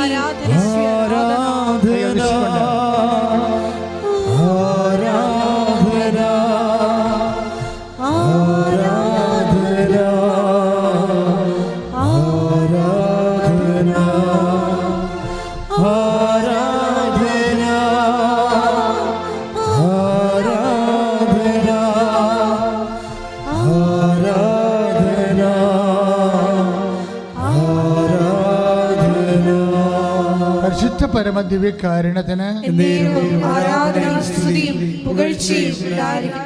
ഇത് മർക്കോസിൻ്റെ സുവിശേഷത്തിലേക്ക് ചെല്ലുമ്പോഴും ഏതാണ്ട് ദൈവത്തിൻ്റെ ഈ മനസ്സിലിരിപ്പ് പിന്നെയും പുറത്തു വരുന്നുണ്ട്. വചനമെന്ന് പറഞ്ഞാൽ എന്താണ്? ദൈവത്തിൻ്റെ മനസ്സിലിരിപ്പാണ്. ഇപ്പം നമ്മുടെ വാക്ക് നമ്മൾ മിണ്ടാതിരുന്നാൽ ആൾക്കാരെന്താ പറയുക, നീ എന്താ മിണ്ടാത്തത്, നിൻ്റെ മനസ്സിലിരിപ്പ് എന്താണെന്ന് അറിയട്ടെന്ന് പറയത്തില്ലേ? അല്ലേ? മിണ്ടാതിരുന്ന് കഴിഞ്ഞാൽ പറയാം, നീ എന്താ മിണ്ടാത്തത് ഈ വിഷയത്തിൽ, നിൻ്റെ മനസ്സിലിരിപ്പ് എന്താണെന്ന് കേൾക്കട്ടെ എന്ന് പറയുമ്പോൾ ഈ വാക്കിലൂടെയാണ് മനസ്സിലിരിപ്പ് പുറത്തു വരണത്. അല്ലേ? അപ്പോൾ ദൈവവചനം എന്ന് പറയുന്നത് എന്താണ്? ദൈവത്തിൻ്റെ വാക്കാണ്. ദൈവത്തിൻ്റെ വാക്കെന്ന് പറയുന്നത് എന്താണ്? ദൈവത്തിൻ്റെ മനസ്സിലിരിപ്പാണ്. ഉറപ്പല്ലേ? അല്ലേ? അപ്പോൾ ദൈവത്തിൻ്റെ മനസ്സിലിരിപ്പ് എന്താണ്? തിരഞ്ഞെടുപ്പിനെക്കുറിച്ച് വീണ്ടും ഇത് തന്നെ ആവർത്തിക്കുന്നുണ്ട്. മർക്കോസ് ഈ യോഹന്നാൻ്റെ 15:16 അവിടുന്ന് തനിക്ക് ഇഷ്ടപ്പെട്ടവരെ തൻ്റെ അടുക്കലേക്ക് വിളിച്ചു എന്ന് മർക്കോസ് 13, അതായത് 3:13 പറയാം. വായിച്ചോളൂ, ശ്രദ്ധിക്കട്ടെ. ഹല്ലേലൂയ.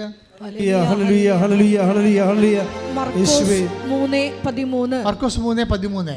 പിന്നെ അവൻ മലമുകളിലേക്ക് കയറി തനിക്ക് ഇഷ്ടമുള്ളവരെ അടുത്തേക്ക് വിളിച്ചു. അവർ അവന്റെ സമീപത്തേക്ക് ചെന്നു. ഇത് രണ്ട് ലിങ്കാണ് ഈ വചനങ്ങൾ. ദൈവം ഈ തിരഞ്ഞെടുക്കുന്നത് ആരെയാണ്?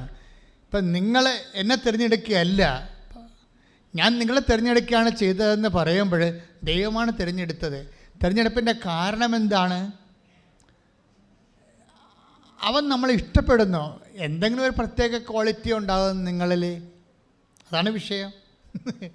നിങ്ങളിൽ എന്തോ ഒരു ക്വാളിറ്റി ഉണ്ട് ദൈവത്തിന് ഇഷ്ടപ്പെട്ട. ചിലർ ബ്യൂട്ടി സ്പോട്ട് എന്നൊക്കെ പറയത്തില്ലേ?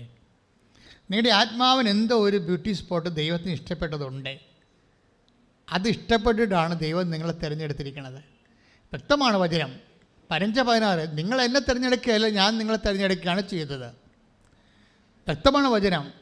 മർക്കോസ് 13:13 എന്താണ്? അവിടുന്ന് തനിക്കിഷ്ടപ്പെട്ടവരെ തൻ്റെ അടുക്കിലേക്ക് വിളിച്ചു. അപ്പോൾ അടുക്കിലേക്ക് വിളിച്ചിട്ടുള്ള എല്ലാവരും ദൈവത്തിന് ഇഷ്ടപ്പെട്ടതാണ്. ദൈവത്തിന് ഇഷ്ടപ്പെട്ടത് കൊണ്ടാണ് ദൈവം തിരഞ്ഞെടുത്തിരിക്കുന്നത്. അപ്പോൾ ഇനിയിപ്പോൾ നമ്മുടെ മുമ്പിലുള്ള ഒരു ബാധ്യതയെന്ന് പറഞ്ഞാൽ എന്താണ്? വിളിയും തിരഞ്ഞെടുപ്പും ഉറപ്പിക്കണം. അതാണ് നമ്മുടെ മുമ്പിലുള്ള ബാധ്യത. എന്താ? ദൈവത്തെ ഇഷ്ടപ്പെട്ടു, ദൈവം തിരിഞ്ഞു എടുത്തു, ദൈവം നമ്മളെ വിളിച്ചു. ഇനി നമ്മുടെ മുമ്പിലുള്ള ബാധ്യത എന്താണ്? 2 പത്രോസ് 1:10 ശ്രുതികട്ടെ. ഹല്ലേലൂയ.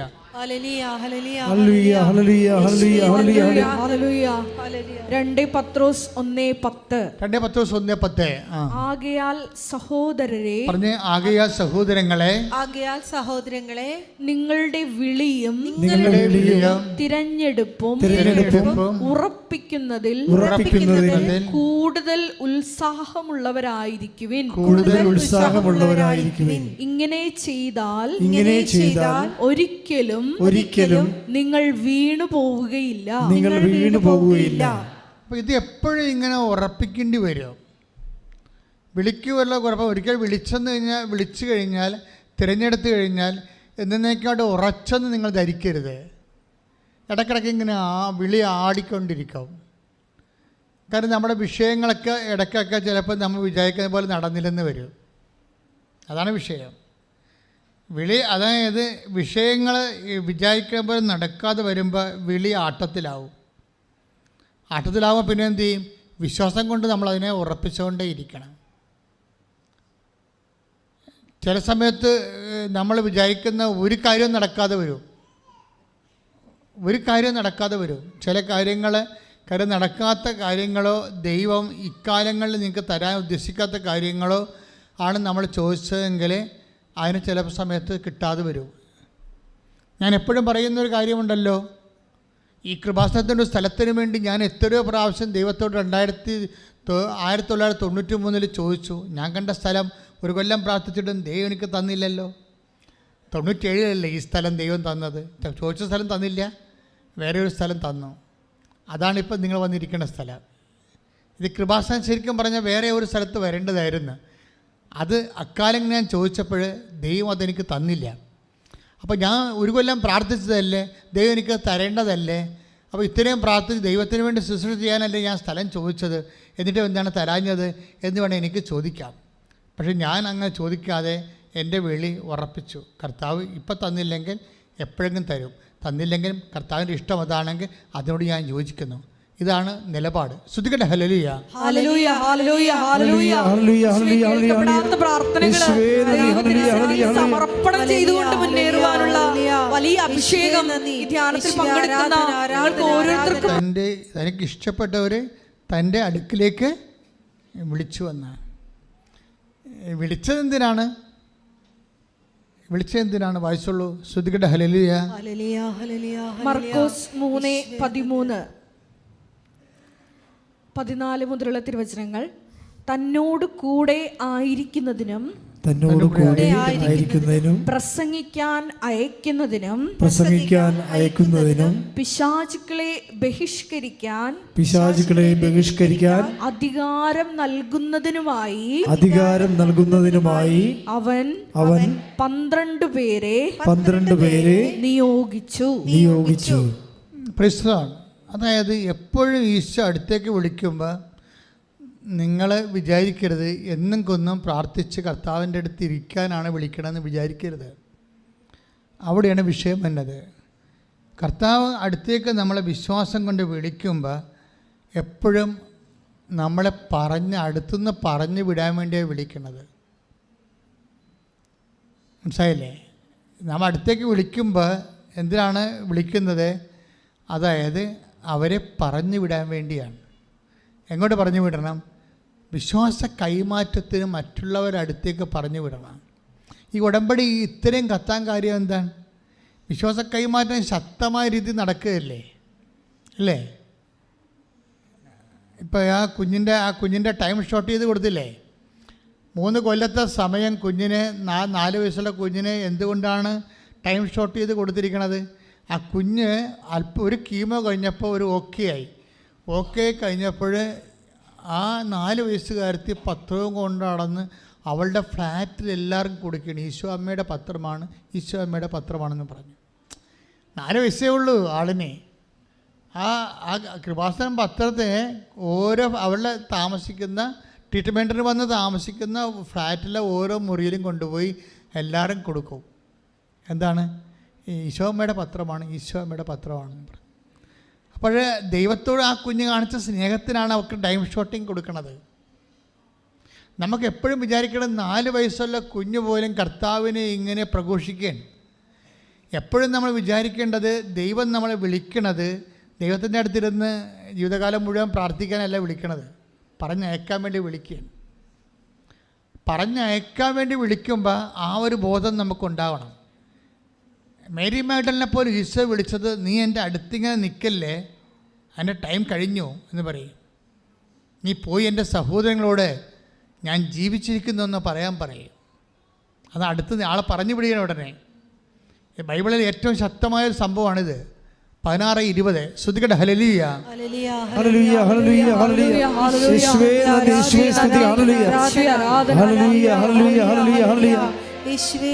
യോഹന്നാൻ 20:16. യേശു അവളെ വിളിച്ചു. പറഞ്ഞു, യേശു അവളെ വിളിച്ചു. യേശു അവളെ വിളിച്ചു. മറിയം. മറിയം. അവൾ തിരിഞ്ഞ് റബ്ബോനി എന്ന് ഹെബ്രായ ഭാഷയിൽ വിളിച്ചു. ഗുരു എന്നർത്ഥം. യേശു പറഞ്ഞു, നീ എന്നെ തടഞ്ഞു നിർത്താതിരിക്കുക. എന്തെന്നാൽ ഞാൻ പിതാവിന്റെ അടുത്തേക്ക് ഇതുവരെയും കയറിയിട്ടില്ല. നീ എന്റെ സഹോദരന്മാരുടെ അടുത്ത് ചെന്ന് അവരോട് ഞാൻ എന്റെ പിതാവിന്റെയും നിങ്ങളുടെ പിതാവിന്റെയും എന്റെ ദൈവത്തിന്റെയും നിങ്ങളുടെ ദൈവത്തിന്റെയും അടുത്തേക്ക് ആരോഹണം ചെയ്യുന്നു എന്ന് പറയുക. മേരി മാഗ്ദലിനോട് പോലും ഈശോ എന്താ പറയണത്? നീ എൻ്റെ അടുത്ത് തന്നെ നിൽക്കാതെ വേഗം സ്ഥലം വിട്ട് പോകണം. എന്തിനാണ് നിന്നെ വിളിച്ചിരിക്കുന്നത്? എന്തിനാണ്?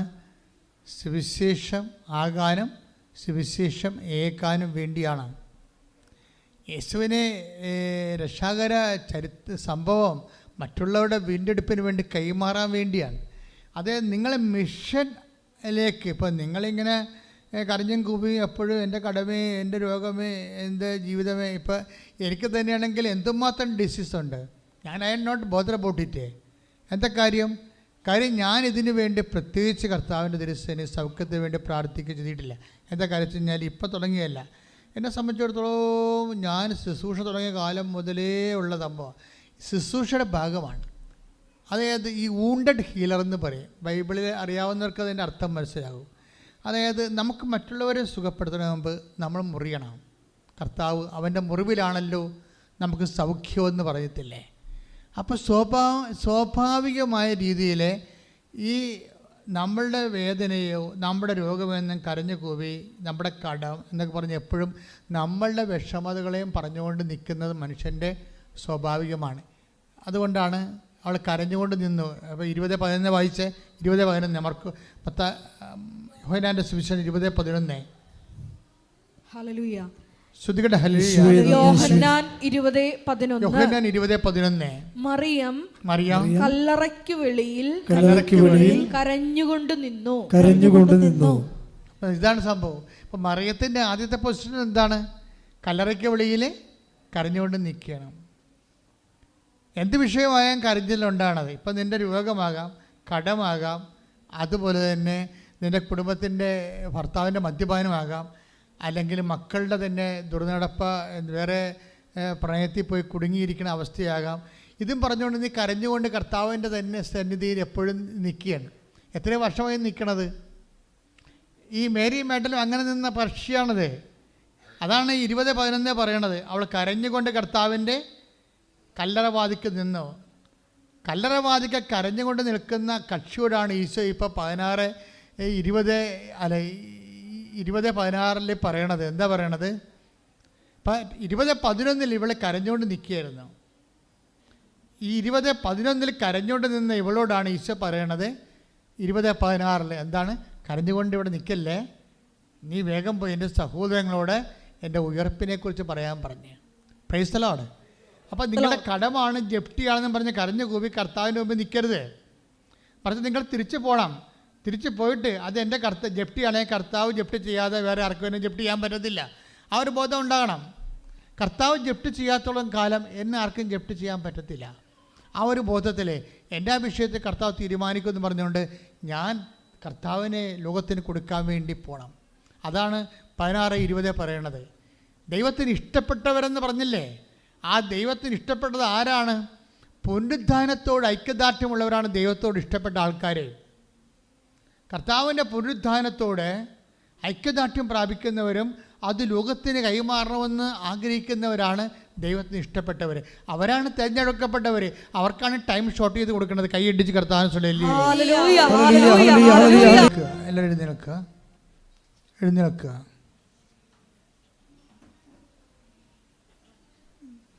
രോഗസൗഖ്യ പ്രാർത്ഥനയുടെ സമയമാണ്. രോഗമുള്ളിടത്ത് കൈകൾ വെക്കാവുന്നതാണ്. ഓൺലൈനിൽ പ്രാർത്ഥിക്കുന്നവരും രോഗമുള്ളിടത്ത് കൈകൾ വെക്കേണ്ടതാണ്. ഉദരരോഗികൾ ഉദര സ്ഥലത്ത് കൈവെക്കുക. PCOD പിസ്റ്റില ഉള്ളവർ പൊക്കിൻ്റെ താഴെ കൈവെക്കുക. മക്കളില്ലാത്തവർ പൊക്കിൻ്റെ താഴെ കൈവെക്കുക. കിഡ്നി രോഗികൾ നടുവിന് കൈവെക്കുക. ശ്വാസകോശ രോഗികൾ ശ്വാസകോശ കൈവെക്കുക. ഹൃദയത്തിൻ്റെ ഇടതുവശത്ത് കൈവെക്കുക. കരൾ രോഗികളും അതുപോലെ തന്നെ നെഞ്ചും കൂടിൻ്റെ താഴെ കൈവെക്കുക. അൾസർ രോഗികൾ ഊടിൽ കൈവെക്കുക, പൊക്കിൽ കൈവെക്കുക.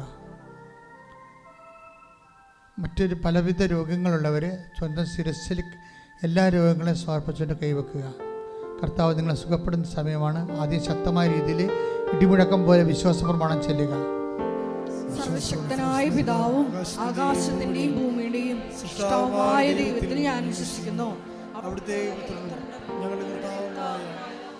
സംശയായാലും ഞാൻ വിശ്വസിക്കുന്നു.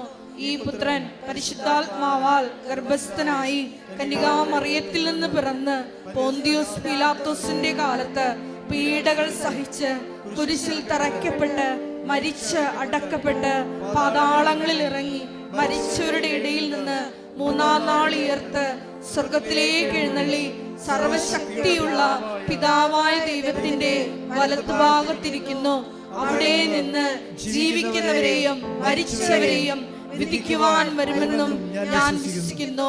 പരിശുദ്ധാത്മാവിലും ഞാൻ വിശ്വസിക്കുന്നു.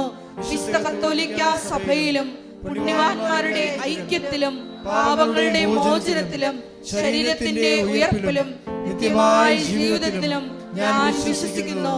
ആമേൻ.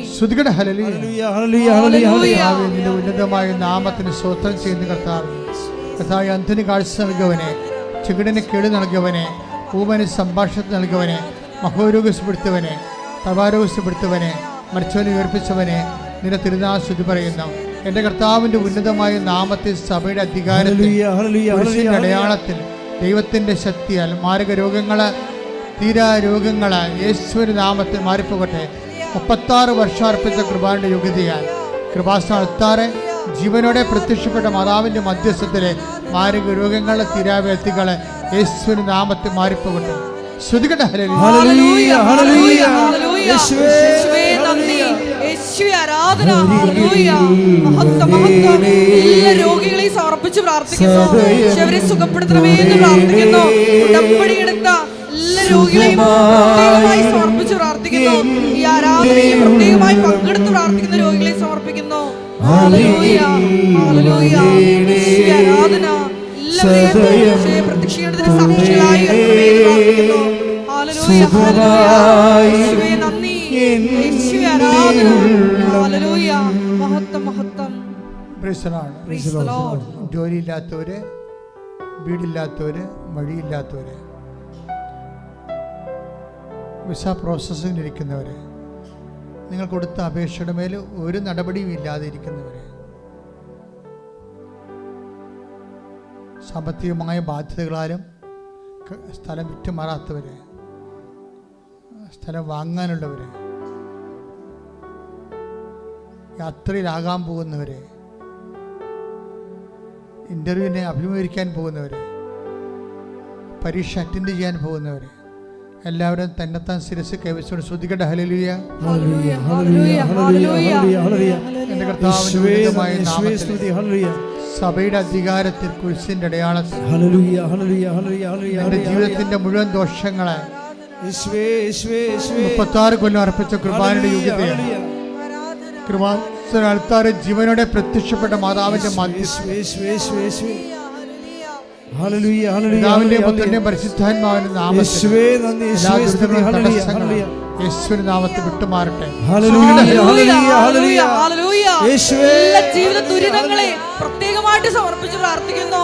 ഈശോയെ ഏറ്റെടുക്കണമേ എന്ന് പ്രാർത്ഥിക്കുന്നു. സാക്ഷ്യം വയ്ക്കുവാൻ, ഈശോയെ സാക്ഷ്യം പറയുവാൻ ചെയ്യണമേ. ഹല്ലേലൂയ, ഹല്ലേലൂയ. യേശുവേ നന്ദി, യേശുവേ ആരാധന. മുട്ടേ നിൽക്കുക. സമാപന ആശീർവാദ സമയമാണ്. നിങ്ങൾ ഉടമ്പടിയിൽ എഴുതിയിരിക്കുന്ന വിഷയങ്ങളെ വീണ്ടും അനുസ്മരിക്കുക. ഉടമ്പടി പുതുക്കാൻ പോകുന്ന വിഷയങ്ങൾ പരിശുദ്ധ അമ്മ വഴി ഈശോയ്ക്ക് ഏൽപ്പിക്കുക. ഈ ആശീർവാദത്തിൽ അനേകം മക്കളെ കർത്താവ് ആശീർവദിക്കുകയും സാക്ഷ്യം പറയാൻ പറ്റുന്ന രീതിയിൽ നിങ്ങൾക്ക് അനുഭവങ്ങൾ നൽകുകയും ചെയ്യാം. അച്ഛൻ നിങ്ങളുടെ പ്രാർത്ഥനകൾ വിട്ടുപോയിട്ടുള്ള വിഷയങ്ങളുണ്ടെങ്കിൽ അതും ഏതെങ്കിലും നിങ്ങളുടെ സ്വകാര്യമായ വിഷയങ്ങൾ, ഇപ്പോൾ നിങ്ങൾ പുതുതായിട്ട് അനുഭവിക്കുന്ന വിഷയങ്ങൾ, ഉടമ്പടി എടുത്തതിന് ശേഷം വല്ല പുതിയ കാര്യങ്ങൾ ഉണ്ടായിട്ടുണ്ടെങ്കിൽ അതെല്ലാം സമർപ്പിക്കേണ്ട സമയമാണ് ഇപ്പോൾ. അതിനുശേഷം ആശീർവാദം. മൗനമായിട്ട് നമ്മുടെ എല്ലാ വിഷയങ്ങളും ഒരിക്കൽ കൂടി പരിശുദ്ധ അമ്മയുടെ മധ്യസ്ഥയിൽ, കൃപാസനത്തിൽ പ്രത്യക്ഷയായ അമ്മയുടെ മധ്യസ്ഥയിൽ ദിവ്യാന്യസന്നിധിയിൽ സമർപ്പിച്ചുകൊണ്ട് നമുക്കൊരു നിമിഷം പ്രാർത്ഥിക്കാം. ഉടമ്പടിയിൽ വച്ചിരിക്കുന്ന, ഉടമ്പടി പുതുക്കിയ വിഷയങ്ങൾ, ഉടമ്പടിയിൽ ഇതുവരെ നടക്കാത്ത വിഷയങ്ങളെല്ലാം നമുക്കൊരു നിമിഷം ദിവ്യാന്യസന്നിധിയിൽ സമർപ്പിക്കാം. എത്രയും വേഗം പരിശുദ്ധ അമ്മയുടെ വലിയ ഇടപെടൽ വേണ്ട വിഷയങ്ങളുണ്ട്. അതെല്ലാം നമുക്ക് ഈ നിമിഷം ദിവ്യാന്യസന്നിധിയിൽ സമർപ്പിച്ച് പ്രാർത്ഥിക്കാം. ഈ ധ്യാനം വിവിധ ഭൂഖണ്ഡങ്ങളിൽ ഇരുന്ന് ഷെക്കീന ടെലിവിഷനിലൂടെയും യൂട്യൂബ് ചാനലിലൂടെയും പങ്കെടുത്ത് പ്രാർത്ഥിക്കുന്ന മക്കളുണ്ട്. ഷാലോൺ TV-യിലൂടെ ഈ ധ്യാന ശുശ്രൂഷയിൽ പങ്കെടുത്ത് പ്രാർത്ഥിക്കുന്ന മക്കളുണ്ട്. ഈശോയെ, അവരുടെ ജീവിത ദുരിതങ്ങളെ നീ ഏറ്റെടുക്കണമേ എന്ന് പ്രാർത്ഥിക്കുന്നു. ഈ അൾത്താരയിൽ, ഈ സന്നിധിയിൽ വന്ന് സാക്ഷ്യം പറയുവാൻ ആ മക്കളെ നീ കൃപയാൽ അഭിഷേകം ചെയ്ത് ഉയർത്തണമേ എന്ന് പ്രാർത്ഥിക്കുന്നു.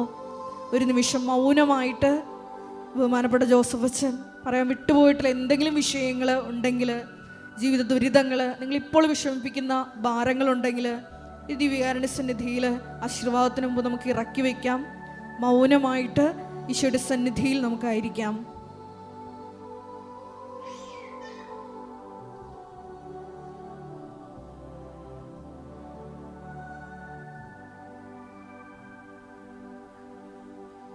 ആശീർവാദം. ശിരസ് നമിച്ച് ആശീർവാദം സ്വീകരിക്കാം.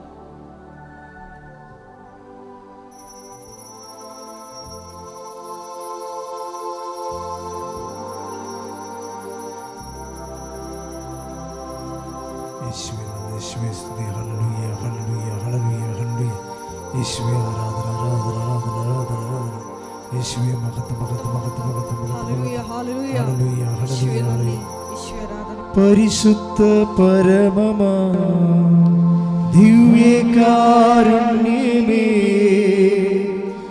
എന്നുമെന്നും അങ്ങേക്കാരാധന. പരിശുദ്ധ പരമമാ ദിവ്യകാ